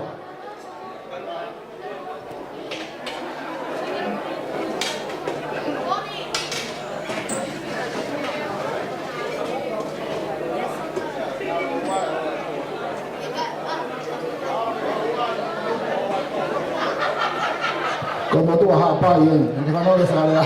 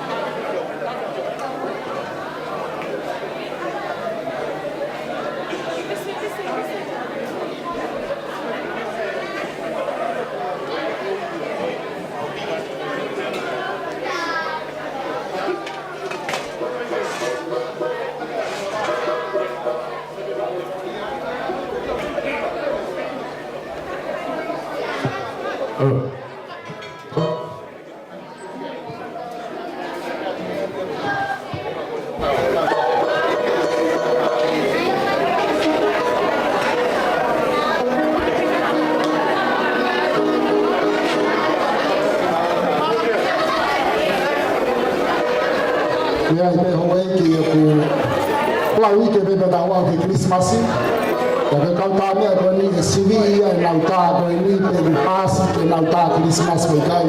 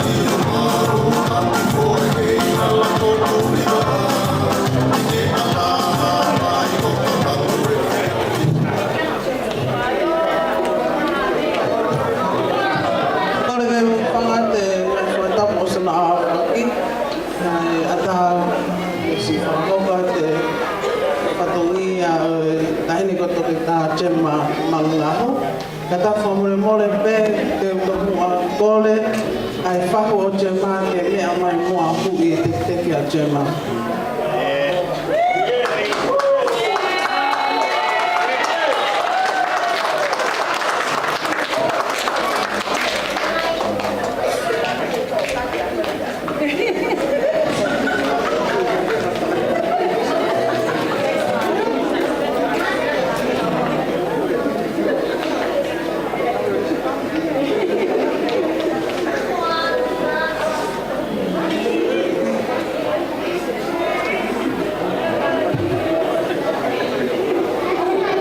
Malungahu pasi mai e whahu o Gemma.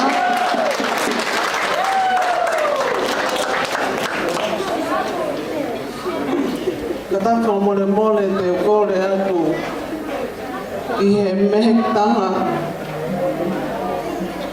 si o Gemma. Kataki mo sifon lahi o mea mai o hui teki koe ni. Pea koe kumu ala o ka alunga Gemma koe whala wango kumi awhi aki ai toka ua noa. Fuaki a mai me tana si o Gemma tahine ko sifoni tawe lani.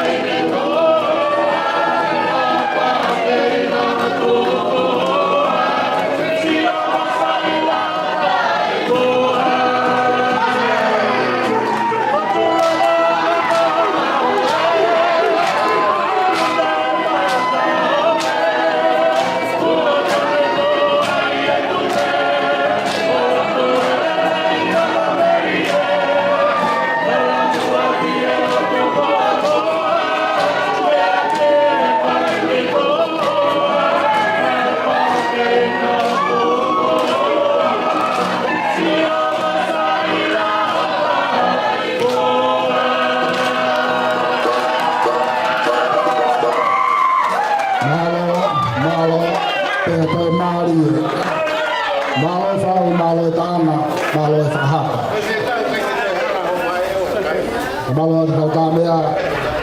Ei he whai whatangia whahau mamata. Whafo whai whau. Tangani e tāna. E toi whakala. Tō atu a hongo whakahaka. Oi tau mā.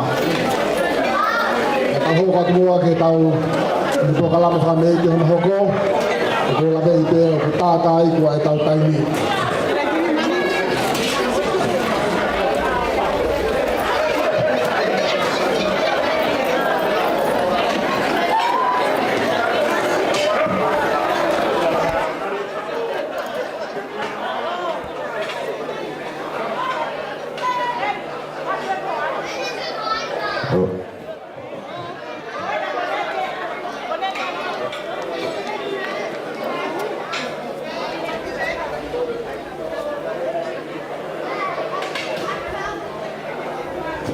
Kore bege hu whanga tu he whatapu ko sa noa whaki atu ki mua. Ai whakahango atu mua i ki whia koe. Koe tālunga koe ni. Koe tālunga ia ai papuna o te wila. Ia mo Filipe. Maha. Ai ko launga. O ku hana tore ahot ko Selina mo mea o te wila te alaunga te Filipe ta ko e mafana ni i fa mo puna o wila ta mo Filipe e fai be fa me ite ke ta hile u hana o aho no ma o loto fia la e lava me ya mo e lava kafa hane bo ta ma ta ya Deve Malanga tau.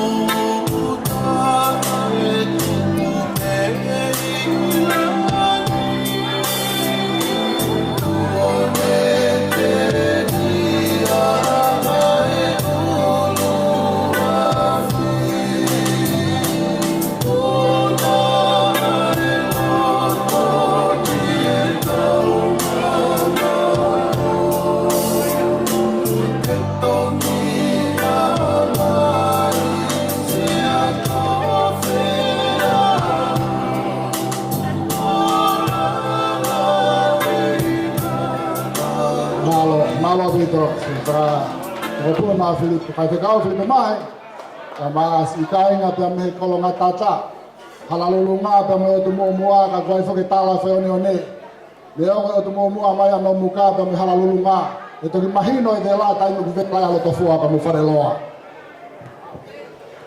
Ta hoko tu lege i ta lunga hono hoko be ta lunga ni ai fai tangata.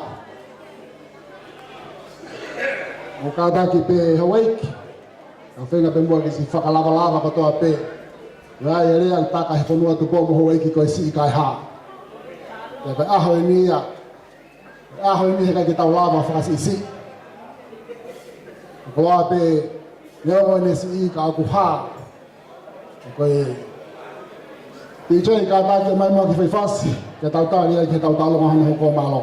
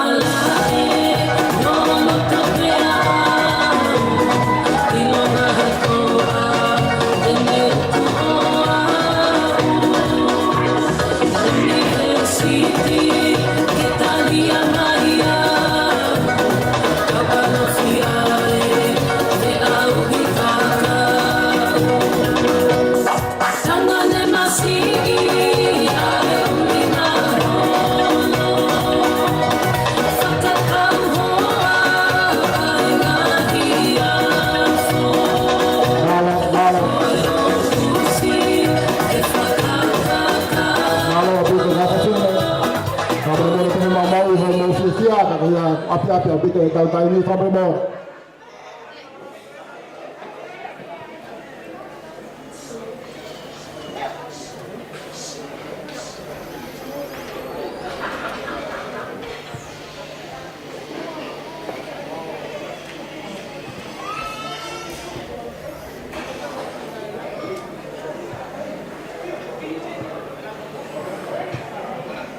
Tapu mo ya fia ya tua ya talo tolo tonga.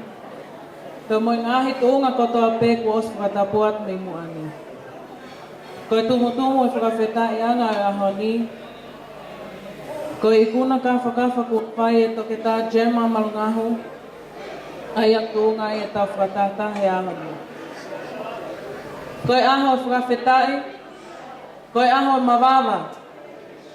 Ko aho fra hiki tama. Koe aho e vale ia tama. Koe makapuna e o alisi lupe, pea mososaia hiva pea ulu o tutulu pea tau fetuu, me he api kololo masi me masila mea. Pea me he api ko tutulu pea tau o fo ui. Gemma, koe whakamana tu kia te koe a ikuna kua ke whai, pe ko halava mea I hamala e pe, koe taha ia o masila mea. Kole atu Gemma, ke mea mai o tauhi atu e teki hoongo kui, ne hongo kona mama o atu. O whalahi atu mano.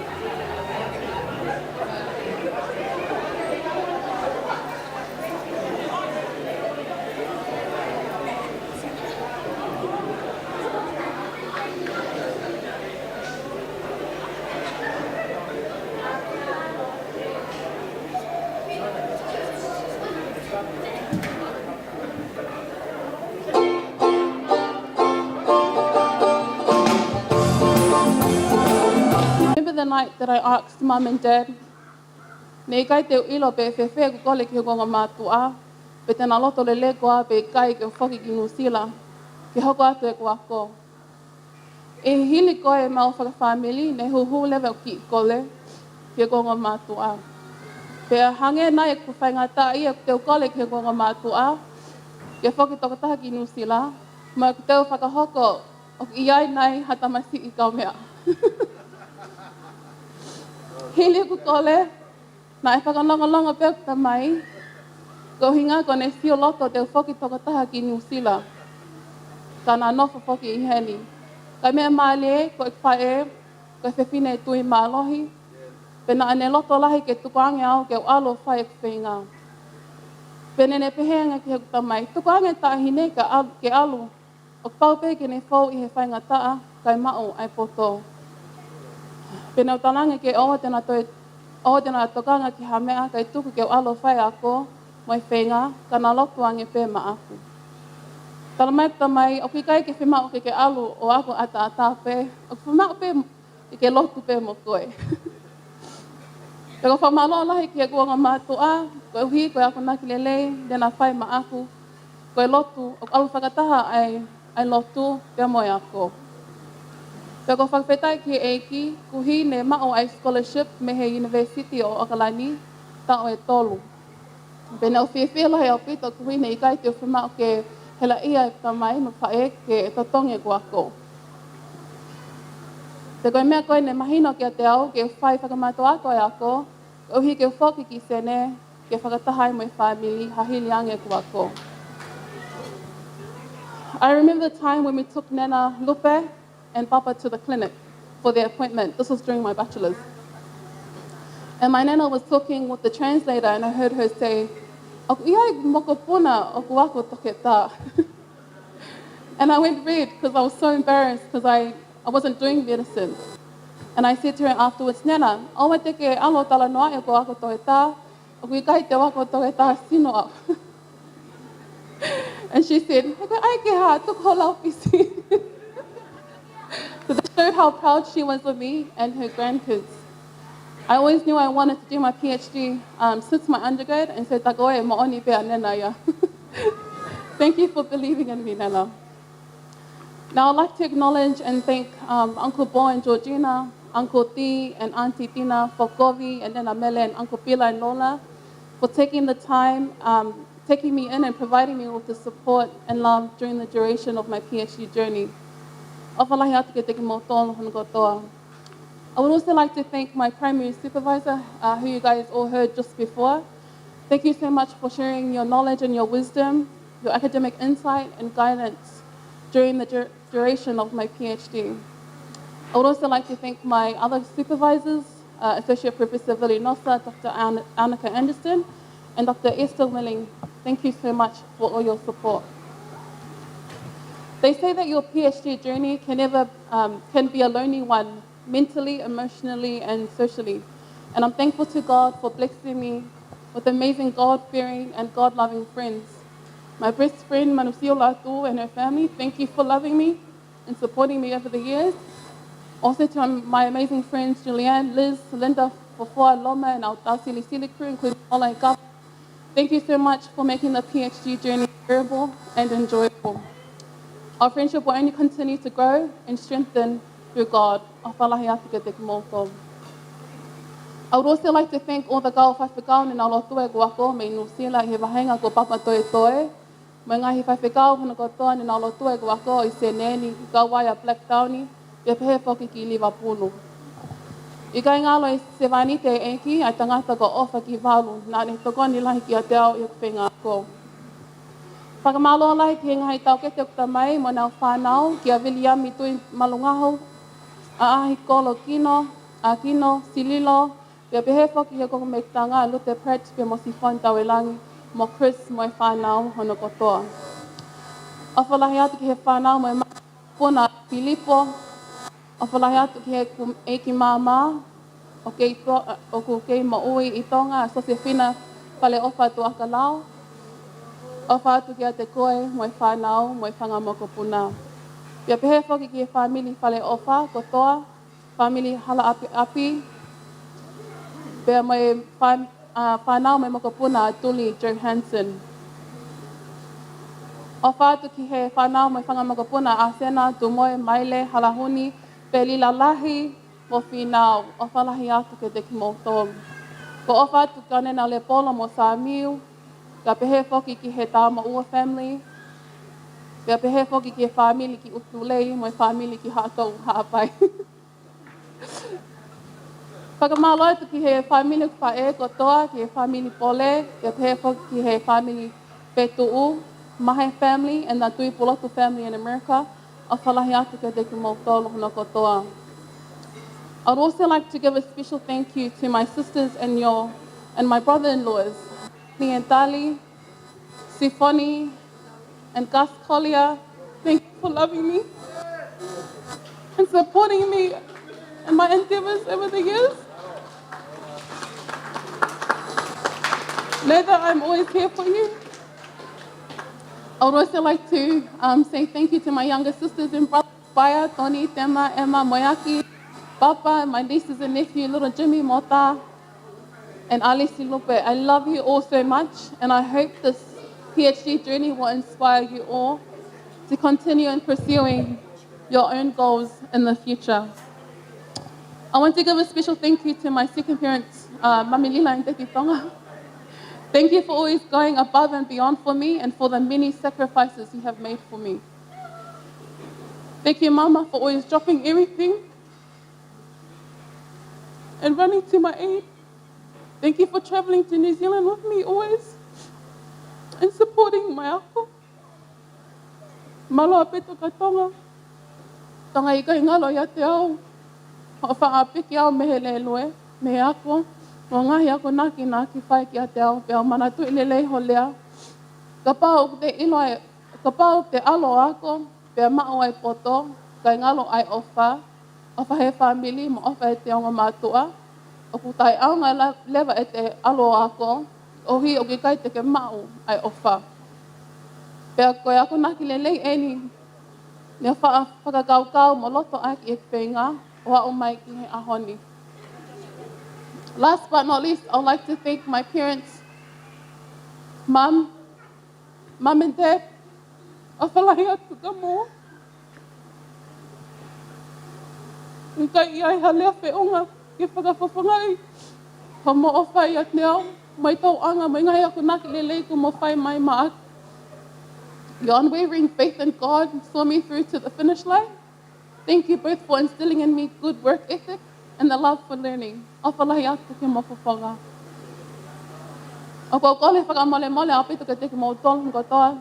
Ka pau ne ngalo hataha pe ka pau ne iai halea ne tai whiunga mo mau amanaki. O kua hufanga pe e lotu tua eiki o whātu.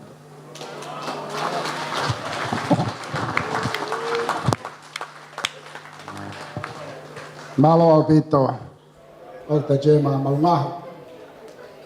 Ia kata ki pehena te ki whahoasi koe, te whawhawhi ho tangata e ki te repi ki na whahoko hafo i wolos, whalangi i ai ngā ue ko whai he tamai. E aho ni ai whalang. Hanei koe lau koe nei whai, koe tohe tā, whai whakau, koe moto i hau tau whonua, koe lotu mo ia ko ke wakaua. Ta koe langa anga i ai whamiri, pia mo e lotu, pia mo e whonua. Whamoni ka mo tonu, loto mo e atamai ko hopure anga ia. Whotu taloni ai, tala i ho whatongia. Whaamu pe ka inga ki tau waka, me alahi a honi, tau teke tau whanau ke nau o waka.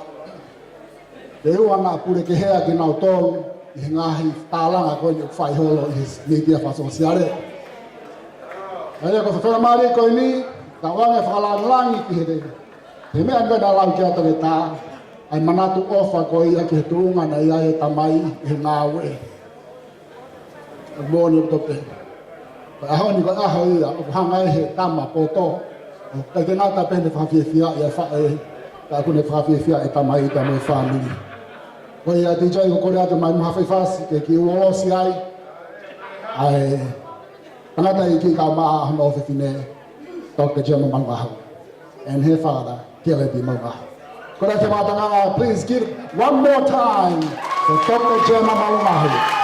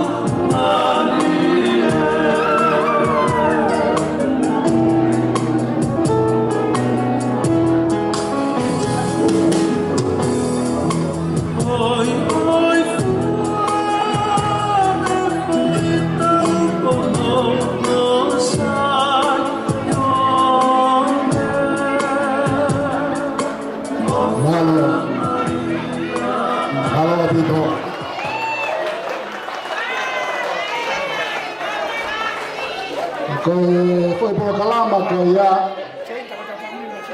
hanga he la mutu ko ni e ti tari o mau i por kalama ta ko la vei pe ku Kava ia ko ti tari foko ku la mutu ka ko mo puna no ka maturi ko no ko fo u ia no pe ia tam si ko ni o e fo ka mau no foko he lausi ka bia hata ha tu mere he lausi ko ando ko fo u ko ta fa ki ni ko ti tari ke ti tari o kage kawe ka skulu mutu hiti skole here before kasi was kasi foni mori neni o moni lau kwa erehisi wise man says only fools rushing umoho mo wa mari ka alureva Gemma wako o mafalang langi pe ako ia hange ko kulau linen o tika to fa to mala hangalau ga sia ina no refund e ko to refund mati dali ka Paula ke alo ako ke oso ako ke lava leva aho mata sio ke ria ko toto ka ke tu ria pe hua ke tau mari ho la butu ko ni o fa pita ye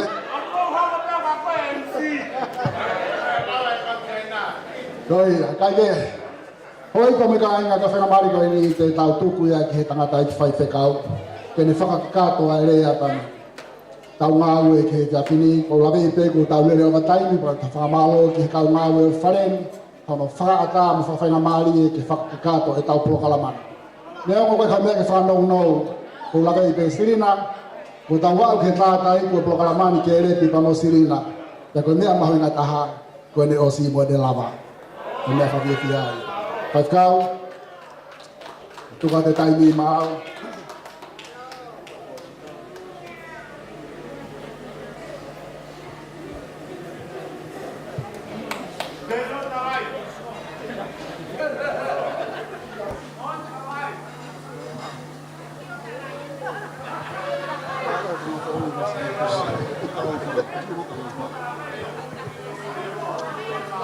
Kore ke u ufangat. Ngai tala watapu ko toa be ko au whakiat me Pareni. Kai ata mo tuani ke whahatalang fua. Ia nau pehe be ko tau na panga mari. Ko mea aha tau laiki bea. Mea singahi tamai, ngai whae. Mea tonu atu mo i tahino e aho koe tō ke tā. Ka ange koe lau he kai tuku e waka kai whai haka kā. E tū pia e mua e whainga maari e. Ke whakahoko atu. Whamalu atu he tala au whak mo whakatapu ko tō pe ko whai. Ka e o atu haofa.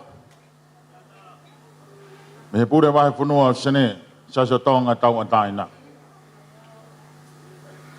Te kerepi ka maa sirina, te he whoka Gemma. Au maa ai whamiri, whahu, ka ine sus. Moi whamiri hono kātoa. Malo ho mou o whalot. Malo ai o whasiasi. E repa pe ho to whakautua ngā mamata.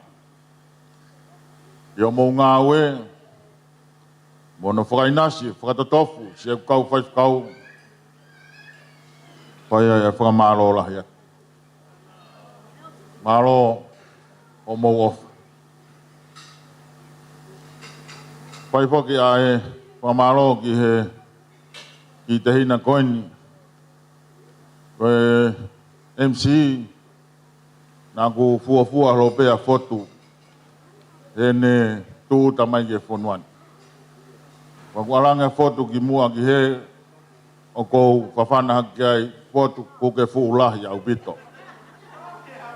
Ai, koe whohani e longo o suka. Mo kato, nā nau kei iki pe, ka whanongo he boni, o ku ngutu maari au pito pia ngutu poto hoko ke nau whae.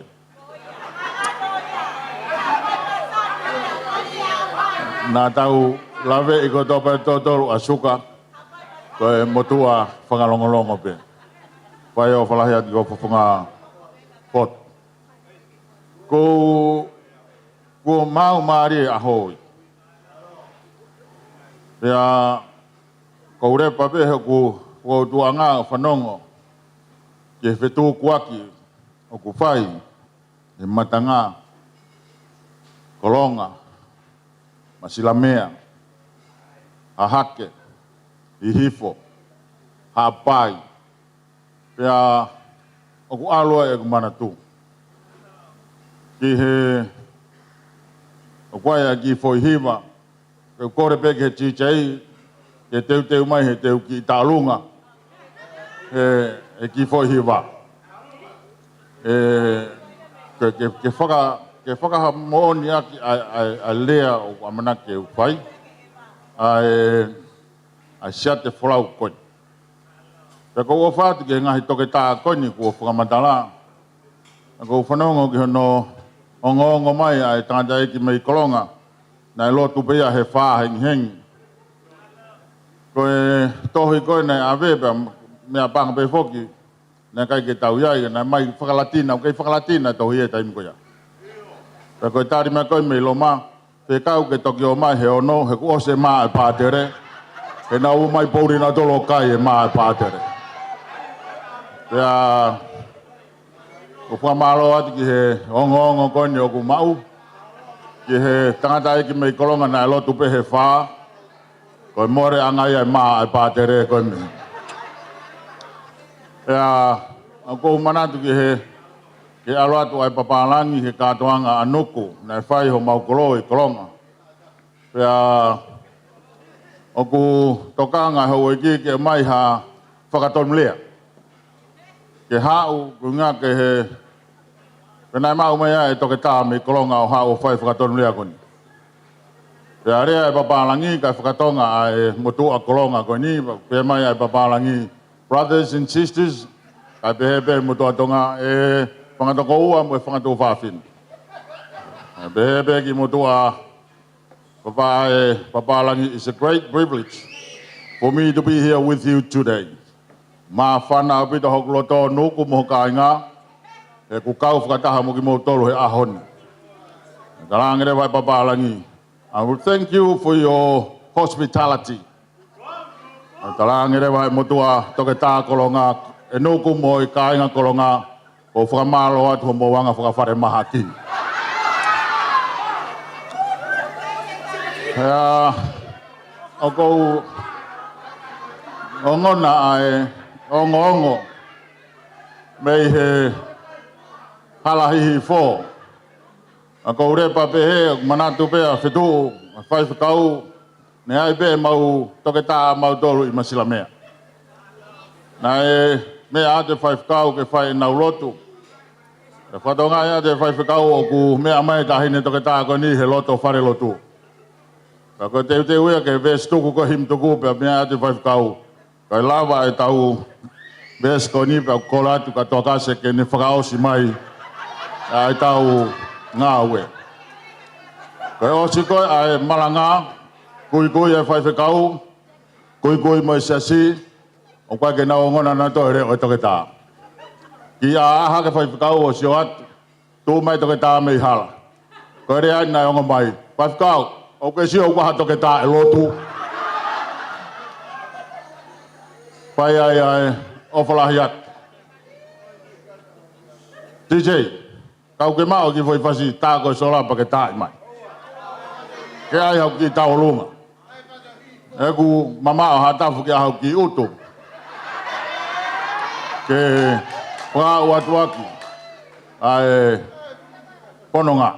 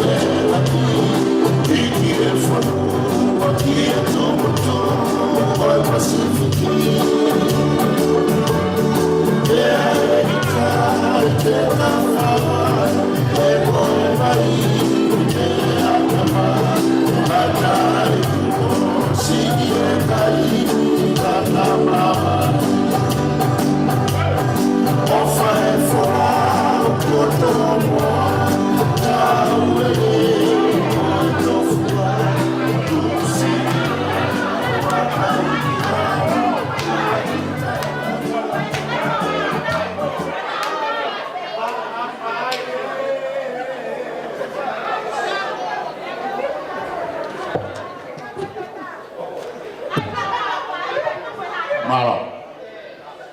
Koe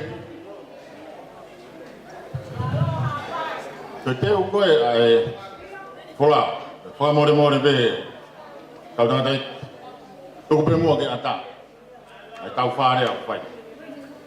O ngona ai tōku fua a koeni. Ka oku alo e kumana tō. Me taimi koe na e whola wai a tongi whola mei ka seria. E ne whenga a kō. Ne te kia ha whakapuna ia, malai whakapuna i tō. Mea i pēia e kawa matua e holoni. Na ngāwe ak pēia whanki whakapuna tōta. E nei a whio pēia tahine kuini i wafu. Kai whakaheka tamsi he waka koini, kei awe ke whakapuna. Pea, koe nai koe nei whai he tahine kuini. Mana tō, a whea kui pōwono, o awe e sia te wholau. Korea e whaharea. Pea ko hiwa koini, o ku tā koini. Koe whau ia hala tauriki. Iei kuna nei whai e tungi. Koe sola, i Seusarema, he malai o poto whana mai. Kanai hao e masi i. Mo ne ofa he ne whae. Whehuhu. Whai, ai mai moa ko. Ngai tau peu. Rau kai koe tonga pe, kanai hiri o ia he Pasifik. Ai poto. Oi tamsi koe. Ke mea ai pe koe. Ai nuk tānoa kai hiwa. Maa hono matai tohi. Koe nai pe koe ai whae. Gemma. O whake koe. O spahino peka te auia. Ho ngahi tamai. Ko Akino.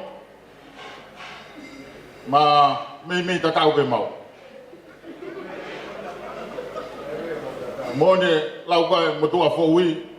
E kia te ako ke tamai tamsi. Koin ko lawa e ku whenga makeniki. Tā alahi whakauri. Pea te kia alo ako insinia, alu ko ako makeniki. Ka koe mea ki o tuitala ki o whae he. Me nai ko whae. Kau tui. O ngona o ngongo loto lahi. Ko whae ko whina loto lahi. Koe ki whamiri koe ne kumau tupu ai. Ke whamiri masilva. Pea. Ko ngai a honi. Te kake tato e hongosia tato ki pōwono. Ko sia te wholau e nea o tōku pei haa tafu. He api mui kere o tahini koe. Ai maka, whamanatu e hakanga lo tō. Koe api ia, ai whae a kerepi. O tōku ai maka, hakanga lo tō. Ko sia te wholau pei ia, e whae api, ai wholau. I kōna ia e whatongia, hoko atua ki ho mo ui. Koe pōpua ki e kua te sesi maa. Oa pēna mato. Ai sia te wholau. Nā kai toi tōku, e mahino pē, ke ulak whaa ia ulahi e ngahi kolo hau i māmani. Kana e tui mo whalala. Ko langi pē, e whiunga mo tau mai mai. Whai e tōku whanua, tōku pē kaunga ki la. Kai toi tōku ki masila mea, kai toi tuku ki kolonga, kai ke toi tuku ki hifo, kai toi tuku ki hāpai, nofo taha pita tōku ki lan. Koe potu uia, koe sete whola uia, ke whaia ke whola. O whaki kati koe. Tō ngā e peka ui fō, ke tōku aki, ai akonaki ai tamai, ke ni whanau i fō ui, ko whanongo ase tūpea tau, mea ai pe whakipau, mea mai me kone. Nai lahi ai tamai ke ni whanau. Whanau, mu whanau mai. O koe kai peke te ai, mawanga pā ngā pāwe ia i māmani, ka koe kai haapi. O what, rewa mahanga tua e ki o what.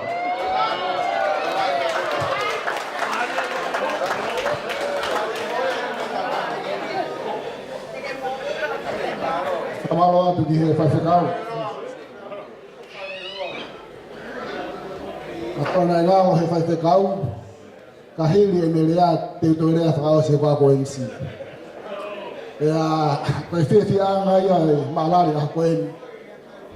Hia koe ku lave, ai tō unga pia i e motu a tākete koeni. Moni lawa sa me o kupuri mau peho tau amui he ofa ai o tua. Mata mea tō wheiva, me kai te lave i loa.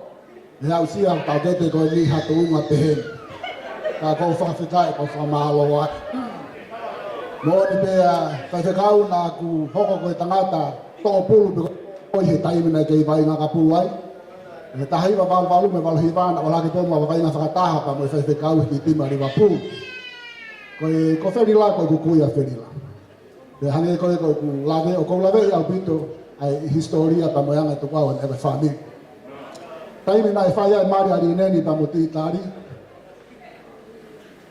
Na e whai whekotano aki pa mo tangata e kimo ke repi pa ne talamai a hono fau anga. Tau moni lau koe a whini motua pe a me loto foa. I tie my bread. Nā te hoku mā, e toki whanganai pa mo ke repi he aho koe ia. Au sio koe te nofo pe a family. Kai ke, koe maria koe mea whaa tua, haweiki, me kaina. Ia ne ongo koe mau kaina koe mea e tau whanua. Tau mahu inga e tau whailonga ki, ai anga e tau whepikitaki. Te koe ha tau tala. Koe tau nofo koe tonga, koe nofo pea kaina. Koe ahoni, wome ngahi whamiri, o tau tahate. I tunga, i he whailau lau na e pai he kaunanga koe ni. Kene hanga on, ai mama, kai ke ngata pehe ua e mama i lota whare o whamiri tau maafo kai whanua pe mai siasi. Pakakoloa e siasi o tonga tawataina maa e whamiri hono kotoa. Ko la vei peko i aku osi e tau taimi e a kuato kon whamimore o eika me kainga ka pau ke hata tangia e whihalaki ka mahe hekme ai mea mai aho eiki o kohu whanga aku i he lotu. Whatawangi ke whaitapuine ki tau tau heiki i he ngahi mea kotoa pe tau whai. Ko ato whawhai ata ke repi ka maasirina ai whamalolo ko haunga te mo tolu hono kotoa mo tari e whakatangi na tatu ni tau kawa kau whataha i hono whangangi pe ama hono whakaikiki ai o whiwhine ko eni i he ngāu e lava me ko ne whai ke tau whiwhi ai o kore atu ke matanga mo te mai ngoha free cheese ke te tā hip hip hip hip hip hip. Ko tōna o tau ni, te tau tuku e ke DJ, ke tāha mai pasi ke tau mawhanai, te toki tūri pe ki tau tōu, te tau au e whare. Mo mea, lewa malanga e tōa whatu.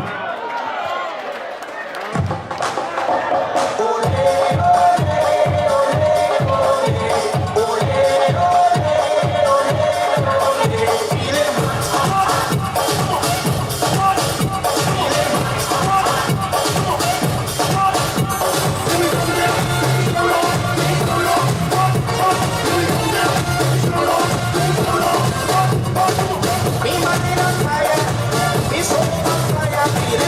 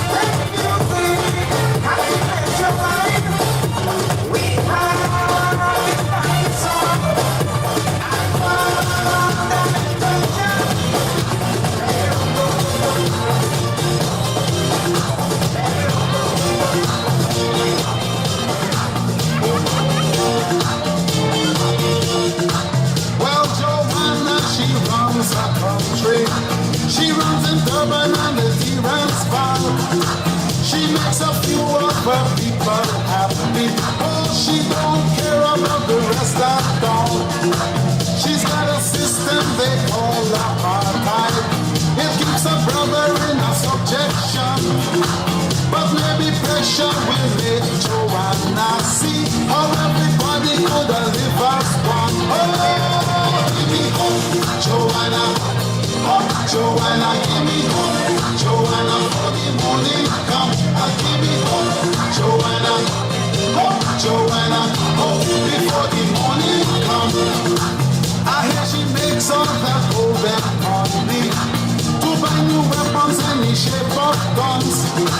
While every mother in a black Soweto fears the killing of another son, sneaking across all the neighbors' borders.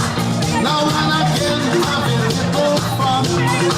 She doesn't care if the fun and game she play is dangerous to everyone. Give me hope, Joanna. Oh, Joanna, give me hope. Joanna, for the morning come. Give me hope, Joanna. Oh, Joanna, hope before the morning come.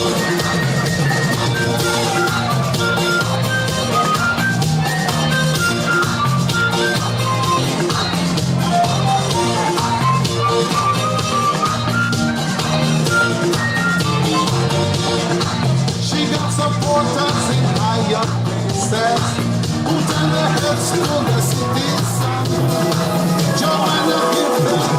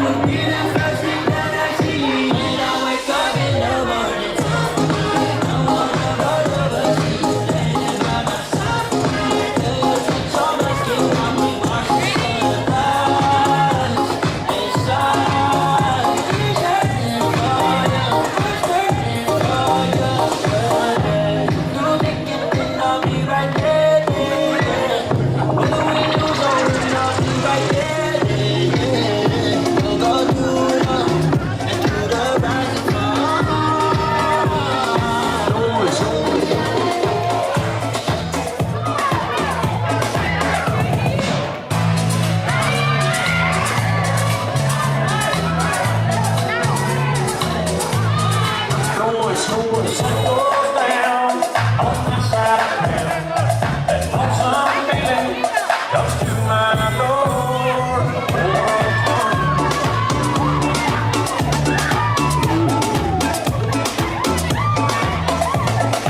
One down boy across the railroad track, I got a table for two, way back where I so long.